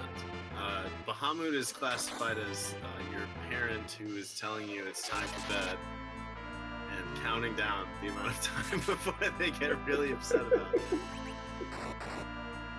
it. That's what my parents never cast Mega Dude. Just gonna say. I would like to think my mother cast some form of Mega Dude, just not, you know, just didn't do that much damage. We just cast Wall. Before the Mega Nuke went off, and we were okay. That is Crimson's strat here, and it is largely working. You can't really do that against Ogopogo that Kompootor is fighting. We'll get those 2 big waves no matter what. What at the top spot of the Lunar Subterranean. Ogopogo is not being kind. I guess that's a vanilla reward from Bahamut, getting the Bahamut summon. Bahamut's like, here you go. You try to get your own children to go to bed. You show. you tell me how it goes.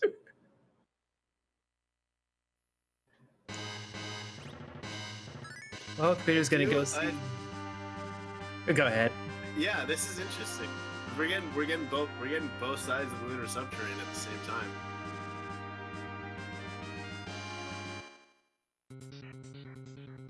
Yeah, so if Wyvern is Golbez is over in Cave Bahamut.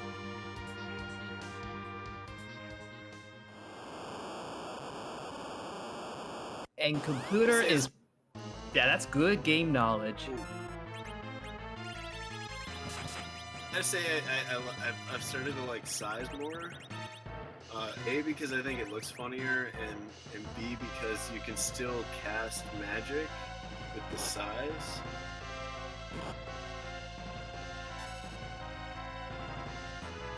But I think either way,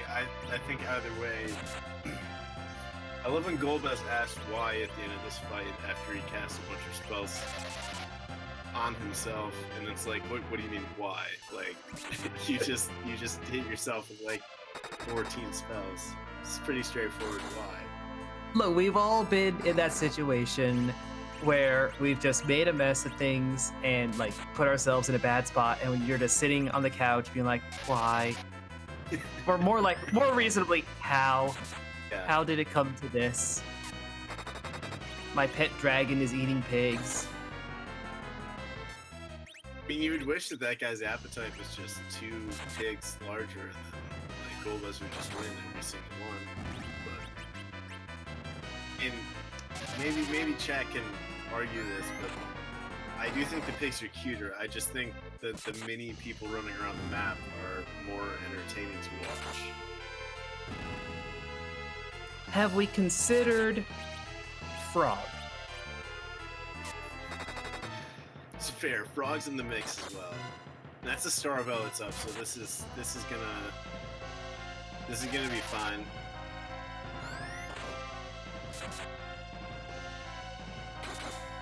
Anyway, as all this silliness is going on Kompootor's side, CrimsonAvix has been taking on the officer fight. Hit him with an hourglass, just knocking this officer down. It does carry the bulk of the XP, so if you're starting your grind, you want to make sure you get that part. You wonder if you still have coffins around, because that's it's a great spot for the coffin to come into play, but I don't think it costs too much time. So that's 2 valuable key items. That's the pan and the earth crystal there. Yeah, that is a lot of... Actually, that's all the checks on Earth left. So, Huffin, if you're in this position, are you going to fight the rest of the Lunar Subterranean, or are you going to take a save, exit out, and check these items that you already have? That is a very good question. Well, for one, Crimson is showing we actually have 1 spot left that we didn't check. Wyvern's vanilla location. But, I don't know, I feel like you have the levels at this point that you're probably feeling okay peeking these fights. If you find something that's especially rude and maybe Ogopogo counts, you decide that you're better off trying your luck with the Earth Crystal.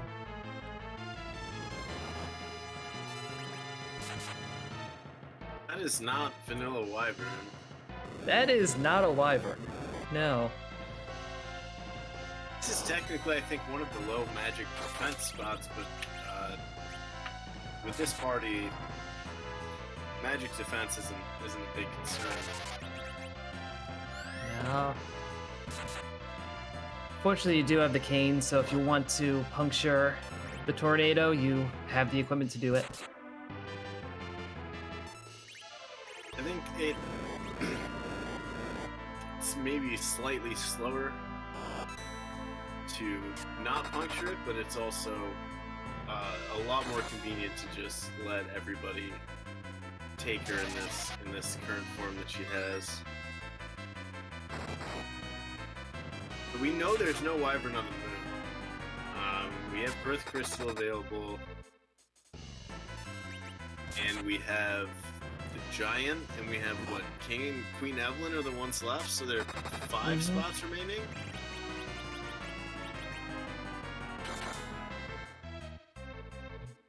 I think that count is right, yeah. Anyone want to make a pick as to where this Wyvern shows? I mean, Elements is a lot of HP, but the Mega Nukes don't do the nukes don't do that much. So it's sort of a trade. Elements is just a lot of everything. It's a spot that you really, really want to find a free boss in, because that's a lot of free XP. Wyvern at CPU would keep things interesting. I do recall an Antidale race where it was a required boss at the first Earth Crystal spot, so you didn't technically have to have the Earth Crystal. But no one's going up Zot without the Earth Crystal. No one's going there. No one's going there. But I mean, of all of the trolley places for Wyvern to have hidden, yeah, that would certainly be one of them. The classic is required Miss Dragon in the first Zot slot. And it turns out Valvos was just holding a spoon this whole time.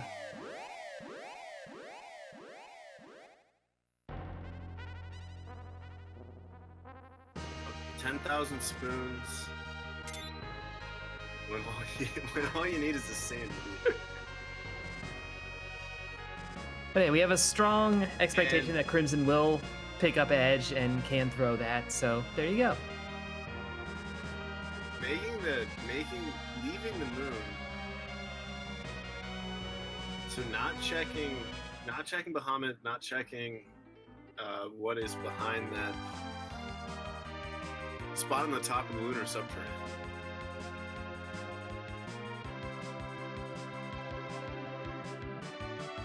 Earth Crystal's 2 bosses, Giant is 2 bosses, and the Moon is 2 bosses here, so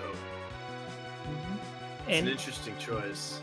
And Evelyn Cave is 2 bosses, although we have seen the hint for one of them, so we know one of them is CPU. But with that team, I might make this dive for Bacchus Wine, and then take a save, and then just run myself right out of here. It's not. Oh, there we go. There's the shop track. And there's the Bacchus and the Sirens, for that matter. All the value. Yep. All the value that was accessible for a while. It's about selling the Murasame. Doesn't sell the Murasame.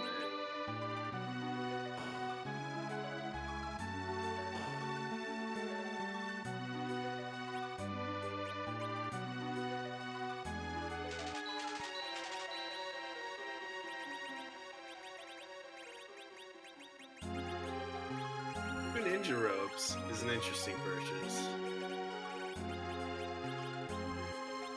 And ninja helms, not the ninja robes only go on edge. The ninja helms go on quite a few was characters. It the helmet? Oh, yeah. I'm sorry. I thought it was the robe. No, that's fine. That's a large difference in who can equip 2 things with functionally the same name. I read that one entirely wrong. Yeah, Crimson just hitting the shops and bailing. Not going to see what the boss is down there. But had been running a party that was more or less on base armor for the most part. So it is high time that they... Those were some upgrades there. And those helms with the agility increase. The defense. Okay, we're getting the pan check. Yeah, but not holding out for a vanilla duplicate edge or that Wyvern on the way. But again, as you were saying, there's 2 at Earth Crystal, there's 2 on the Moon, there's 2 on the Giant. Those are your numbered plays.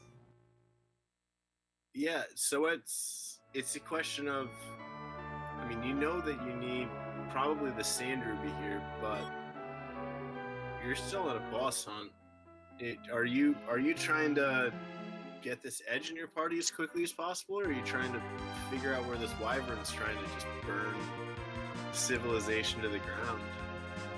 I'm guessing Crimson has a strong desire for edge, and you don't want to go through all these fights, finally get edge, and then he's underleveled. You would feel much better getting the character and then... Remembering. Hey! Value at D-list. Not really, but I'm glad the check got made, because at least, like, if you're a runner and you're like, I forgot D-mist for literally 45 straight minutes, you really want to get a moon veil there. You're like, oh, thank God it was a moon veil. Also, Jeeva's pointing out, there's Evil Wall. We haven't actually beaten Evil Wall. Evil Wall, Dr. Evil Wall could be gating final point of progression, which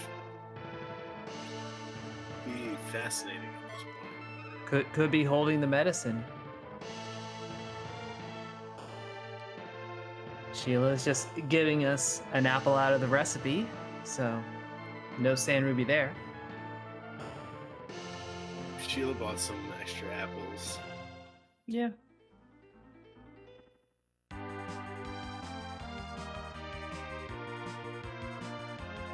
Crimson doesn't really have anyone that apple ought to go on. Rolling a Zerker party, everyone's going to be at pretty solid HP, even Rosa. It's like we're going giant. It's all things considered, Earth Crystal is 2 checks, and at this point, it has to be behind Earth Crystal or that evil wall. Now is gonna go and take care of the 2 moon bosses that he left behind. Now I actually like this sequencing because if you're going to the giant, you have to do a bit of cutscene anyway. So if you go to the moon and then go to the giant from the moon, you cut down on that a little bit. True, and as Antidale's saying in chat, I mean, we know that Cave Bahamut doesn't have value, but this Ogo spot we actually is the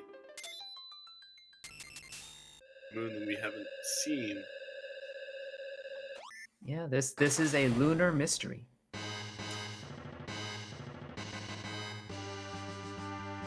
Marilyn, Edge is at Sand Ruby.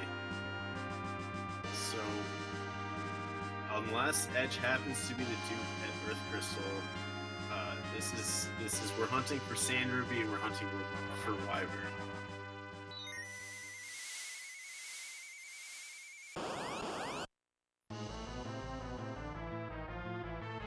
As we know, it's going to be Ogopogo.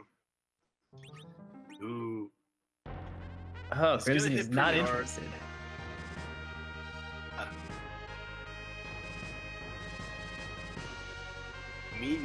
Immediate move over to the cave. So this is... Let's give him catch-up time here. Yeah. Kompootor getting through with Mom Bomb on the second go of it. That, I believe, will be the Earth Crystal.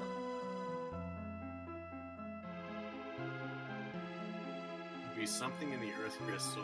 If Kompootor decides to go Earth Crystal before and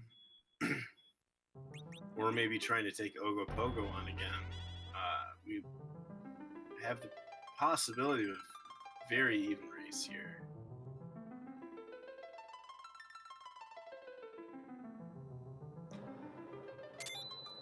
I guess Crimson decided that Ogopogo is the lesser of 2 evils. Seeing Golbez noping out, heading back down. I mean, I'll take the information, but you always hate to make that play. You see how hard Ogo is gonna hit this spot.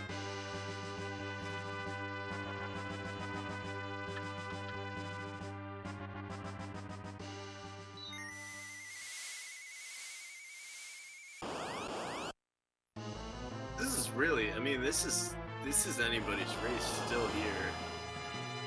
Yeah, at this stage, there's very few possible options that are going to be, you know, the one that breaks it, and it's just who does the right one. There's not really been much strategic divergence. So we only have Ogo could hold the pass. Ogo could hold the pink tail. Earth Crystal could hold either of those.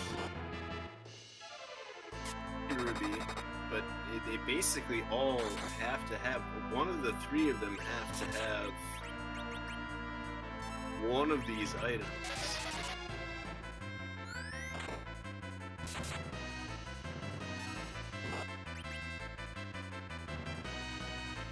So right now, Ogo. Yeah.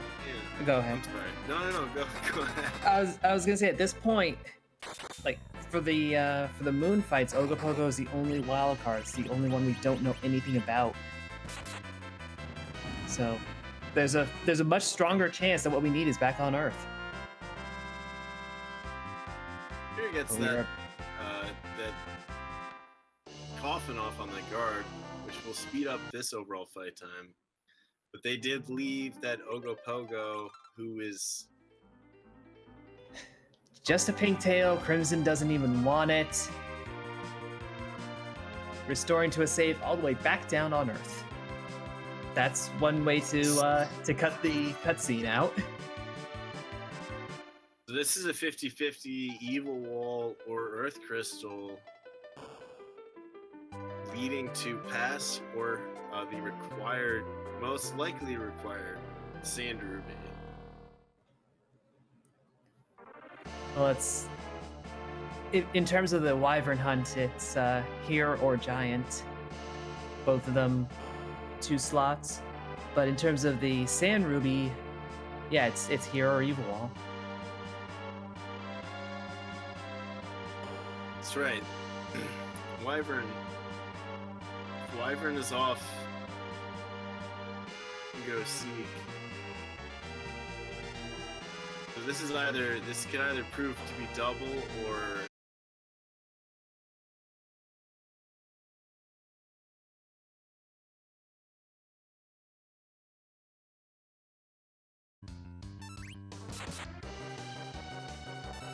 Oh, it looks like we're back. I see a King Queen Evelyn on Crimson's side. we are back.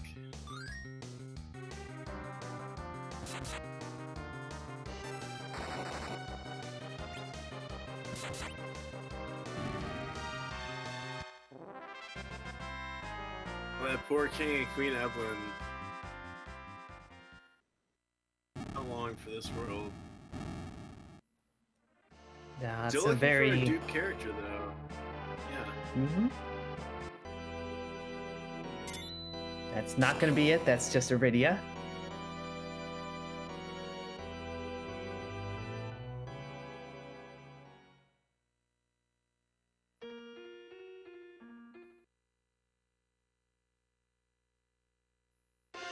This has to. We might get to see our dupe here.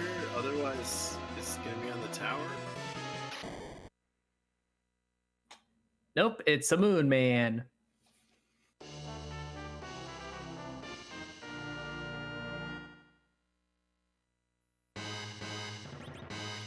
As Fusoya, so good to see you. So good to see you so late in the sea.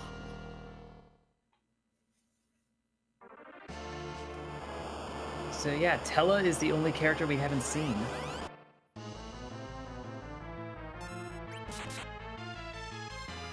And that's Mylon, so nothing on the Earth Crystal.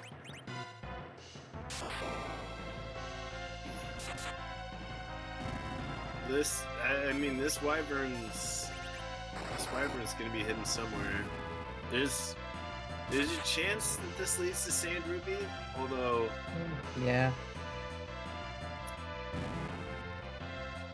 it's got to be 50-50 pass or Sand Ruby, so I wouldn't take those odds necessarily. at least it is a fast cleanup.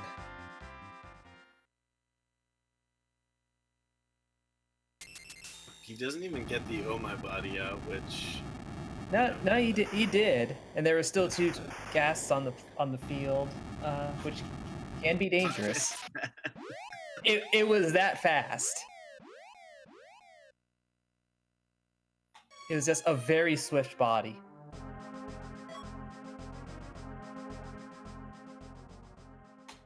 And it's a pass. so this is a 17. This is a 17-17 here. Yeah. Guaranteed. In principle, with if maybe not a little more.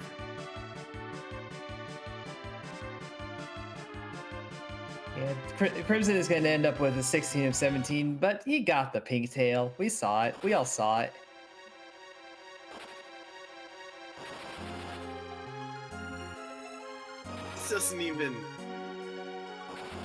this can't possibly lead to Wyvern, so Wyvern has to be at the hook route or on the giant.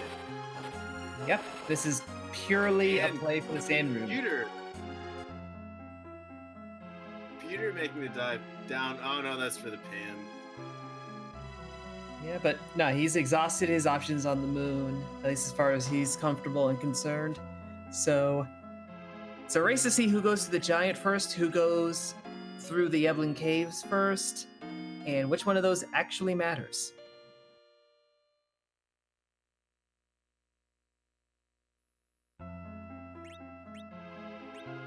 There's still an incredibly low probability that there's a dupe edge on the moon, or have we haven't seen Tella, have we? So it has to be Tella. We're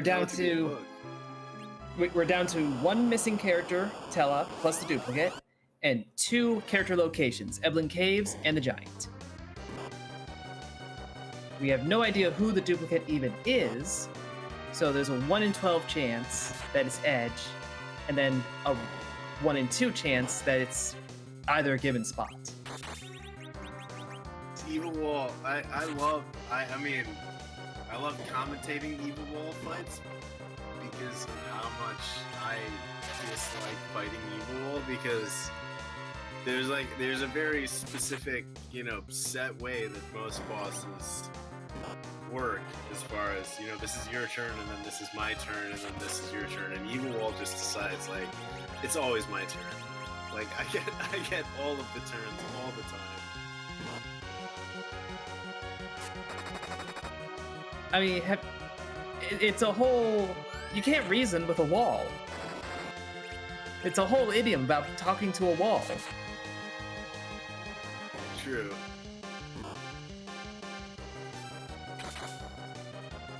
Irenior, if it was a dupe edge at the giant and Wyvern was at the giant, then technically if someone went giant only hunting the Wyvern, they would actually complete both of their final checks. Because we still don't know who the duplicate character is. There's only one duplicate character, so the probability is 8 and some percent and change. But knowing that Wyvern is either now at or in the hook route, you technically still have a chance of completing both checks by going to the giant. It's terribly improbable, but it's possible. Well, CrimsonAvix has torn down that wall. Does he get a Sand Ruby for it? Yes!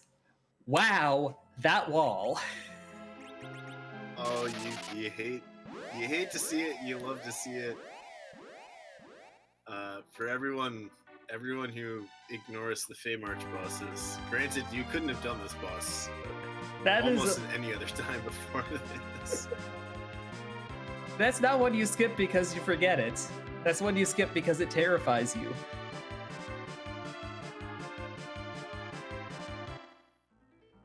So now, yeah. Do you want to run through where we're at? So, we are looking for Wyvern. There are... numbers. There's the Giant. There's Eblin Cave. Is there anywhere else? Is that it? Is that really it? I think that's it. That's it. We know that that's it. After all this time, Crimson isn't even going to take Edge. They're holding on to these fancy swords. He sold some of the swords I guess. For wine. He got a little greedy. He went on Pawn Stars and tried to get as much as he could for that. He's like, this is a genuine Masamune sword. It's like, I'll give you $40 for it. Like, come on. It's like the opposite of that that gag using the tarot cards, like the 1 of swords, and then time passes, and then the 8 of swords with him waking up.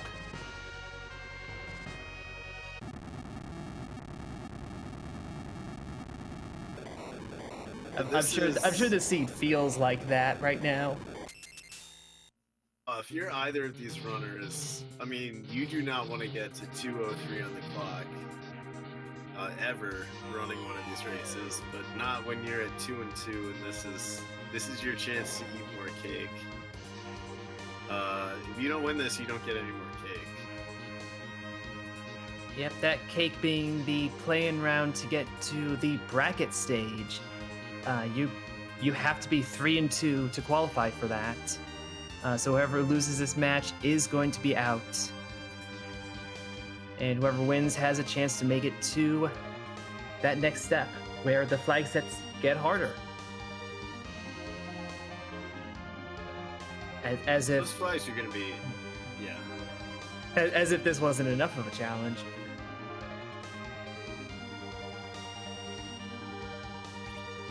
This is, yeah, that the sirens hidden in the cave. Just hidden in the cave. Really only hourglasses of the 3.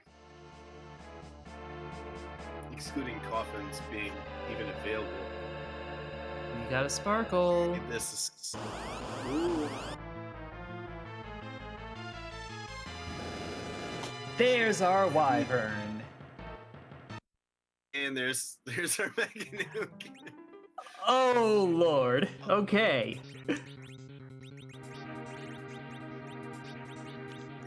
So, How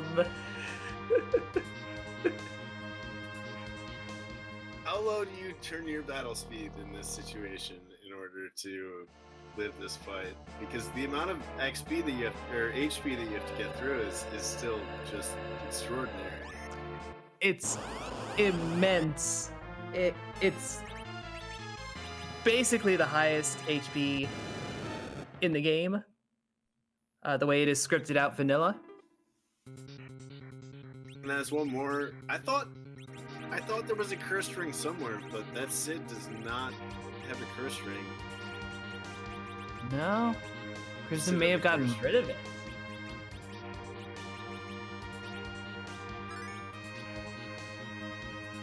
Turn that battle speed way down.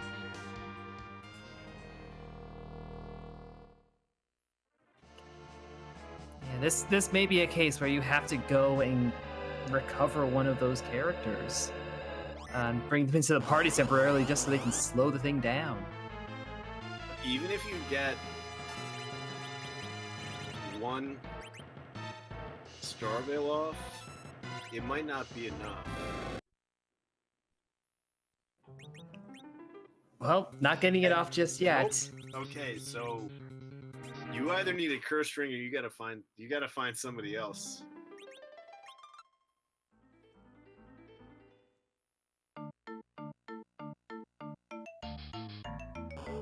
Took a save actually before going up to the giant. Very well done. Yep. Coming in just like, who's the slow one? Yeah. This is the opposite of picking last for your kickball team. You're like, who is the worst person I could ask to be on my team right now? Not even okay with that.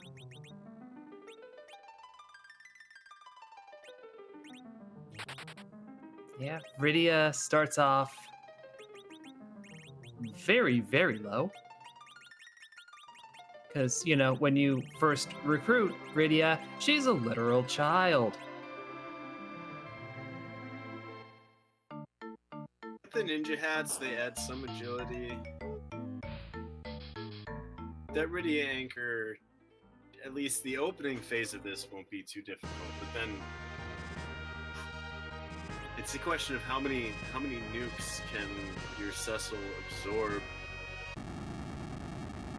Still have to act quickly here. You gotta get a lot of damage done.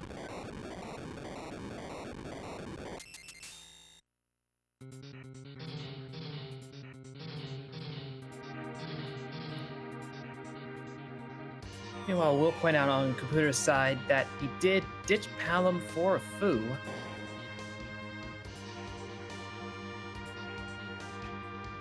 With all the fighting we've done, Fu was fully powered ages ago. So probably thinking that's a bit more effective in terms of just general utility compared to Quake Kid. Yeah, like Phoenix, this Wyvern fight is going to give Crimson another 200,000 XP.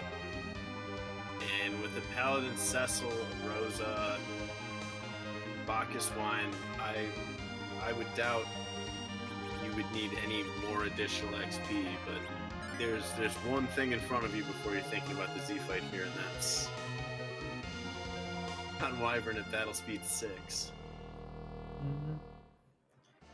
Yes, we do know this. The save that Crimson went back to is after the Sand Ruby and Edge and all that, because Edge was hanging out in the tower. So clearing this fight will get him the crystal.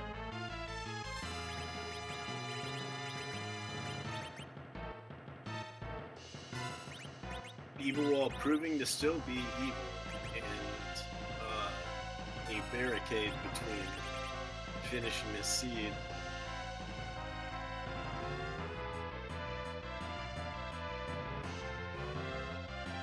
Plenty of Star Veils. Let's see how many get off here.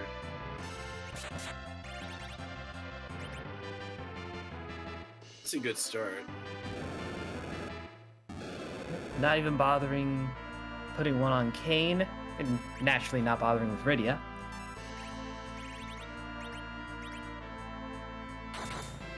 So that is Kompootor through with Evil Wall, gonna get his Sand Ruby and pretty much get the bad news, as it were.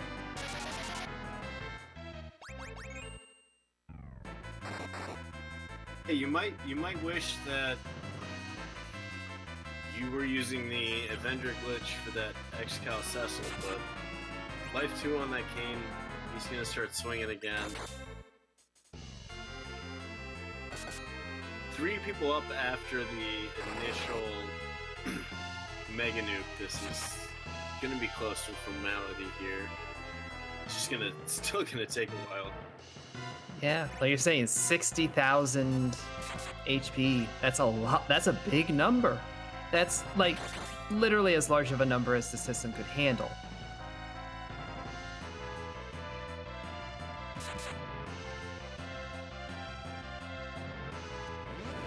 Oh, Kompootor never actually went all the way through package, so. Oh, maybe. Just making sure Wyvern isn't there. Maybe hoping. Honestly, at this point, you're hoping it's not. Because that's something your opponent could have done ages ago, and Crimson did.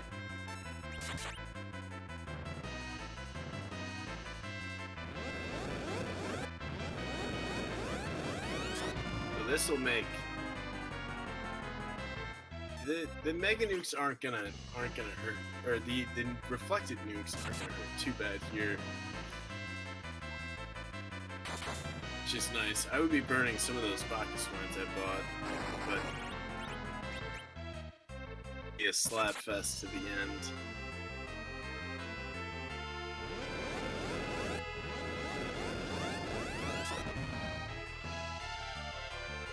Pack Mule, there isn't a run estimate because it's a race of a randomizer, so the times on this could be drastically different depending on the seed that actually ends up being rolled. Yeah, so far in the Swiss rounds, we've seen racers finish in literally under an hour. I think I've seen a 58 or 59. But yeah, some seeds are just very rude and can take upwards of 3 hours. And this is definitely in the rude category. We kind of knew that the moment defeat Wyvern was an objective. Yeah, this was always going to be a rude seed. But we're narrowing in on at least one of our runners being done. I wasn't paying close enough attention to know if Kompootor did the Earth Crystal already. Yeah, Zia's Fu. Oh, you're right. You're right. So this is he knows the Ogopogo's in that spot. So I would assume straight up to Giant as well. Yep. To clear out the fight that Crimson just finished. Finally managing to knock out Wyvern. Gets the crystal. You have to say this is go mode because if you're able to take down Wyvern at elements, you're ready for anything.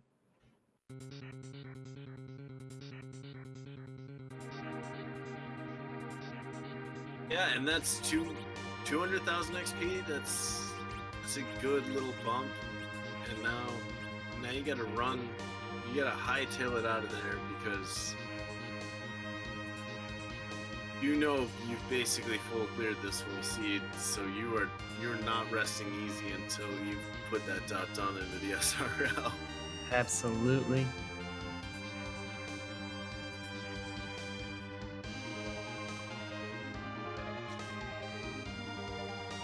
And we're not even out of the Giant, and chat is already asking the most important question of the seed.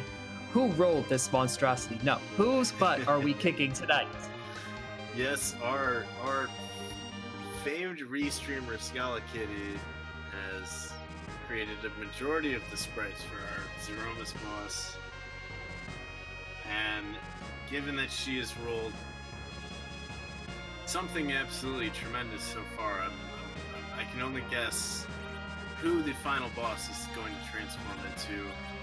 And just to quickly mention, landing the Lunar Whale pass spot is one of my favorite things I discovered playing this game.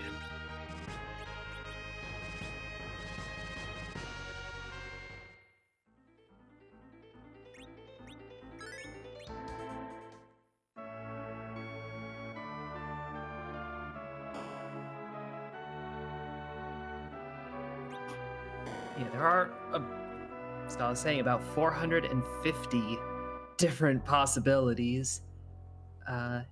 We can't really randomize where Zeromus is. Kind of doesn't work.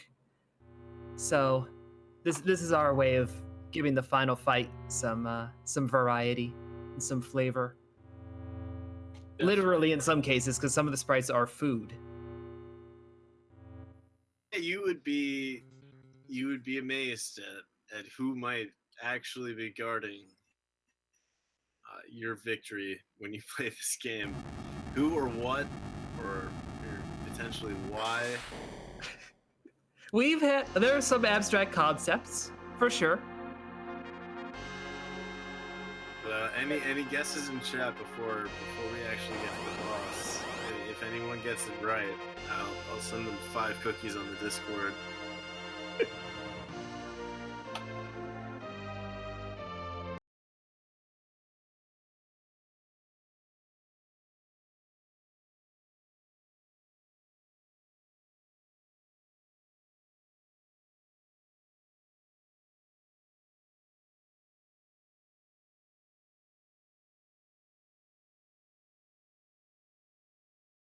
I saw that it loaded right back into the stream.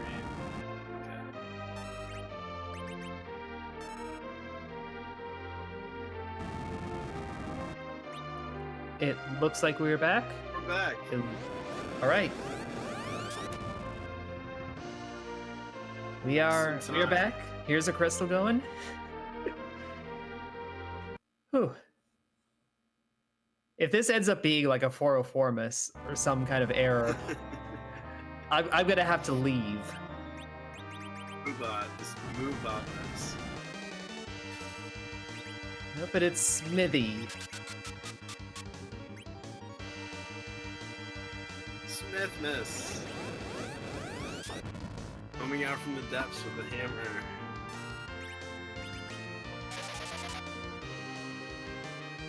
It's some pretty strong nukes.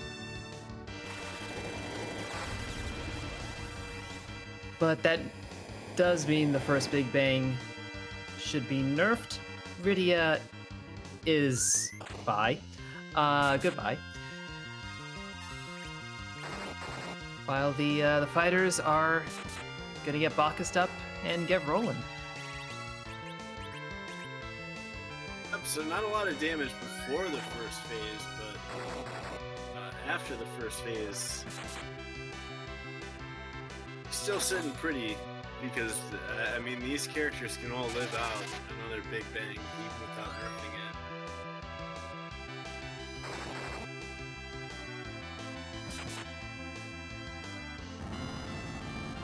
And Kompootor is gonna be through this Wyvern fight, making his way onto Zeromus. Yep, hitting a little bit of struggle with, the characters having Star Veils still up and trying to do full party heals, but in the grand scheme of things, that's not a big setback.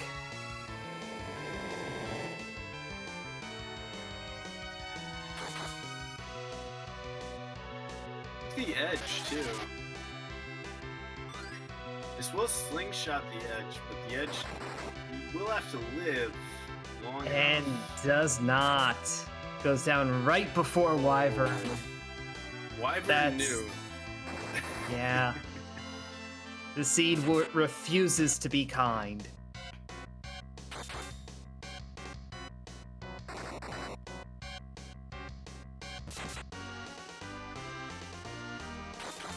That will give Kompootor his crystal.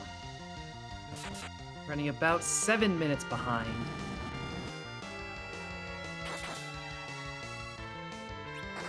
This should, I mean, these levels, this damage, I believe Yang still has the Thunderclaw on, so getting at least swag damage, if not actual additional damage. But the Tri-Zerkers are putting out a lot of damage here. They can live one Big Bang. Big Bang directly into Meteo.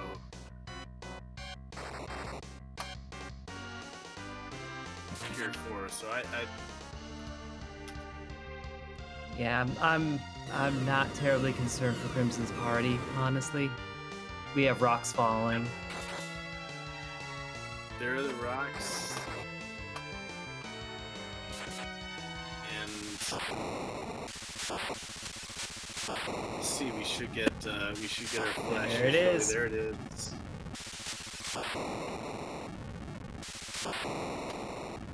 So get your GGs in chat for CrimsonAvix. Coming in first with a time of 2:21:21.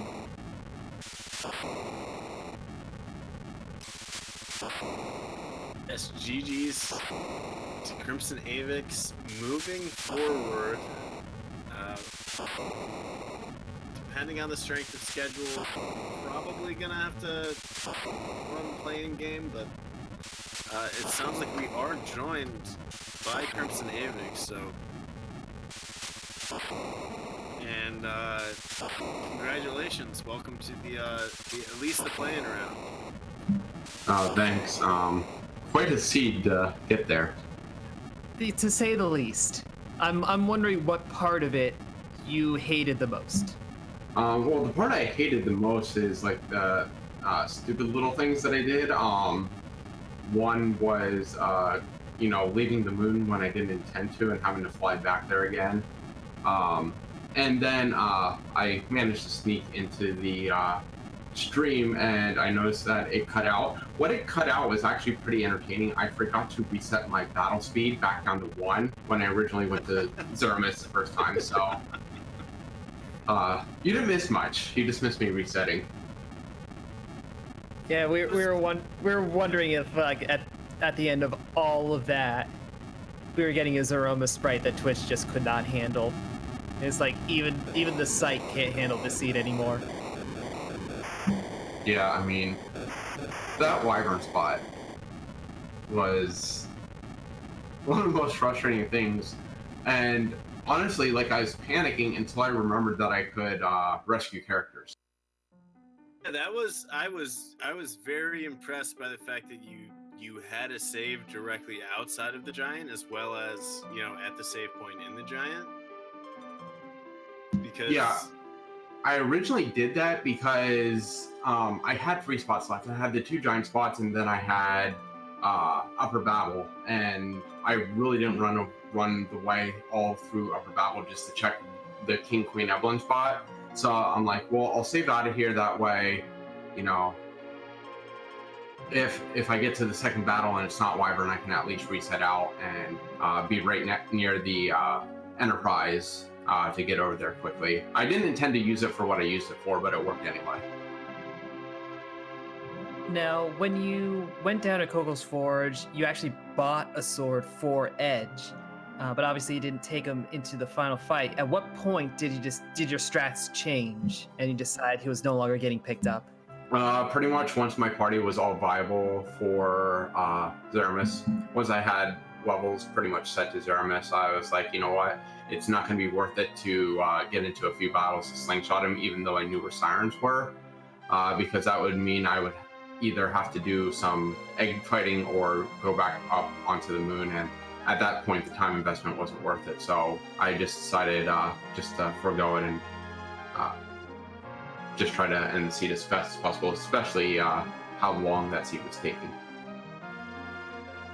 Was there a specific strategy that you were trying to use against Plague? When you were very low leveled and you went against that Plague, I think like your first dip into the Fae March? Well, originally I was trying to get him to kill himself with his count, but it just didn't work, and I wasn't going to sit there and wait for the long grind of 400, 500 damage hits. So I decided just to forego it for the time being, get a little healthier, and then go back down and do it again once I had a little more damage output. It's definitely the right play. So you're 3-2 now. Not aware of what your strength of schedule is, but everybody at 3-2 is probably playing a playing game. So how do you feel about your chances moving forward here?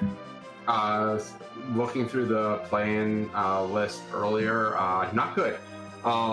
Just because there's so many good players out there, and I'm just dreading who I'm gonna get matched up against. But no, even getting to the play-in race, getting to the 6 week is great, and I'm excited just to play one more week. It's just a lot of fun to play this, especially when I don't get to do it much outside of tournament. So yeah, I'm looking forward to whoever I get to play, and at least I get to say, I made it as far as I did. I finished with no worse than a 500 record, so yeah, I'm happy with that.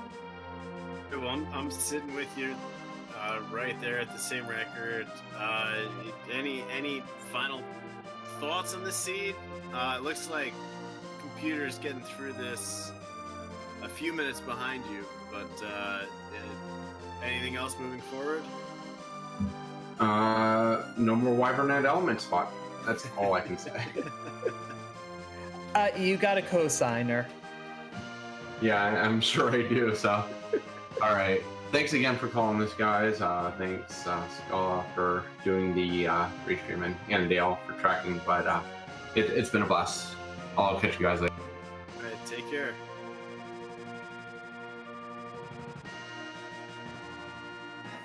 And as we've been going through that, we are seeing kind of hybrid strats on Kompootor's side, and close to a vanilla party as well, swapping out Fu instead of Rydia, but kind of filling the same role. Edge's role in the vanilla game is not to be an anchor lying on the ground, but seems to be working for Kompootor right now. Yeah, maybe had he gotten that 200,000 XP, would have been 400,000 XP. Him and Fu would have switched spots, but I think you just roll with that. You just roll with that when you have the X-Cal and you have the Avenger and everything else.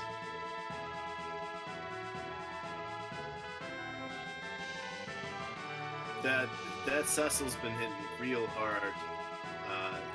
As I was watching this during the interview, that this fight, I don't think lasts too much longer because that Cecil's hitting for 6,000 almost on a clip. Yeah. Lot of variance though. The damage calculations that this game uses, it is a mystery to me. And as I say that, he hits for 3,400. So Yep. obviously, But he was hitting for 6K a moment ago, and then 4,700. I will never understand the numbers in this game. Alright, but that's Meteos, so Cecil could finish this out solo, and their magic defense is high enough where it's not even hitting a majority of the party. Yes, thank you, AT. Numbers are made up. GG's to Kompootor. Finishing just a slight 8 minutes behind. Given all of the searching, it was a back and forth seed. I mean, honestly, I could not have told you who I thought was ahead for the first hour and a half of this. Mm-hmm. The moon checks into having to do that evil wall. If anything, keeping all of those physical attackers made that evil wall spot specifically better. But Kompootor is joining us now. GG. Hi, thanks, GG. Can you hear me? We can. All right. Yeah, it was an interesting seed. I certainly made a lot of little mistakes that added up, and a couple big ones you probably saw as well. Forgot some of the objectives halfway through, but you know, that's what happens. Well, the only one that it seemed like bit you was dealing with Sealed Cave. Yeah. And yeah. Well, I always call it Luca Cave in my head, and so when I wrote down Sealed Cave, I just, you know, but yeah, that happens to me still sometimes. I'm relatively new to the game, so I've only been playing for a couple months. Wow. But yeah, otherwise, yeah, but just a lot of little mistakes that just add up, and that's just a matter of, you know, you gotta practice more. And I kind of let that slide for the last couple weeks, and that's what shows. I think, yeah. Well, I mean, and it was a good race, though. And this was a very rude seed to be dealing with between that evil wall fight and then where Wyvern wound up being. So it was gonna be tough for even the most seasoned runner. Oh yeah. No, you should have seen last week. No, this was a cakewalk, honestly. In terms of, I mean, you know, because every step of the way, you know, the next step, kind of like, you know, it was just a checklist. You just went down the checklist, and so those are comfortable for me.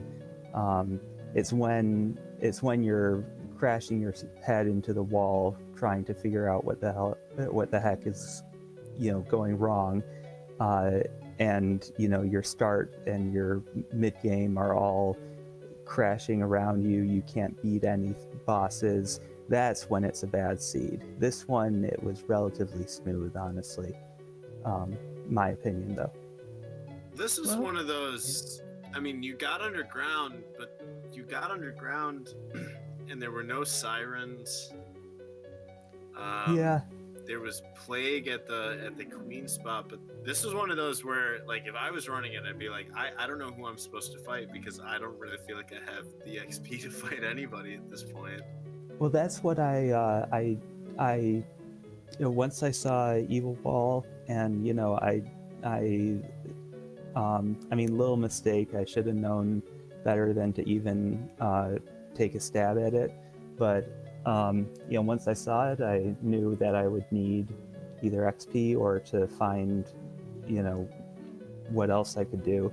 And like, you know, I probably should have known what, you know, the next step was offhand. It took me a minute to realize, but but yeah, so I went back to the one shop I had missed, which was Troya, to look for sirens. I went to the moon straight when I got the darkness crystal just to look for sirens, because I knew I couldn't take on the moon bosses or illusions.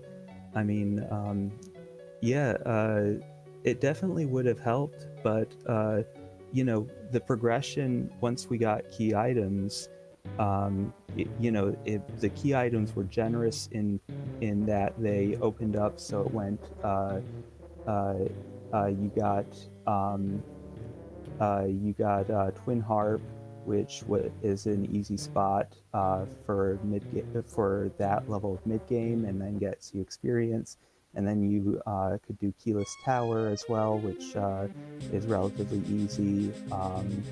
The Sealed Cave was relatively easy. So all these spots kind of had, generous amounts of XP, and so it. So again, like I said, it wasn't like, it's not like a hook seed, right? Where, the only way forward is to take on really high XP bosses or really high difficulty bosses. Here, once the path was laid out, it was a relatively smooth progression. It took a little bit of time to see for the path to reveal itself, I guess.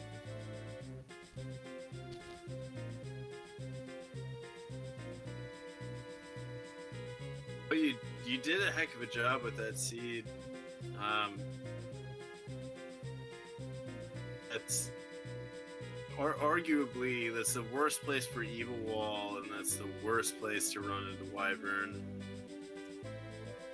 Yeah. I mean, well, know your agility anchoring for Wyvern. Yeah, I did. I had a long conversation with Simbu about agility anchoring last month. So I've learned that pretty well now. Yeah, and that's my first time using Edge as an agility anchor for Z, which was kind of nice. I was going to say it looked like you were setting him up for a slingshot, and then Wyvern got one last laugh. Exactly. Yeah. As they are wont to do. Yeah. Yeah, and then like it would have been a just outcome for me to have taken a wipe on Z, because I kind of got greedy. If I were telling beginners what to do, I would have told them not to do what I did, which was Zerk Rosa while nuking with I did see that with Fu, and so having all four going, and so if Fu took another big bang, there was a good chance that he could go, and then you had three Zerkers and nobody else alive. And that's happened to me, I think, probably 3 other times that I've wiped to Z's that way. I just get greedy, so that could have very easily happened this time, but it didn't, and that's not good, because greed should not be rewarded, is my philosophy. But it's fun.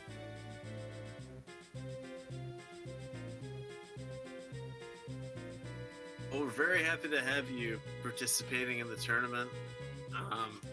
Yeah, and I'm sorry very to. Yeah. Yes, I'm very thankful that you guys are running it, and you guys putting in the work for that. And thank you for letting us put you on the stream. Do you have any final thoughts? We're gonna kick it over. There's another race going on the Free Enterprise channel, so we're gonna kick it over there after this. No, go ahead. I got into this because you guys are such great commentators, so go do your thing. All right. Well, thank you very much again, Kompootor and CrimsonAvix, for agreeing to be restreamed, for doing this race. GG to the both of you. And as PK said, we're going to head on over to the Free Enterprise channel momentarily. We have Night Dew and Neon Gray in another 2-2 match. So, hope you all enjoy and hope you all have a good night. Up and quick thanks to you, HopFem, for commentating with me, and to Skulla Kitty, and to Antidale for tracking for us as well.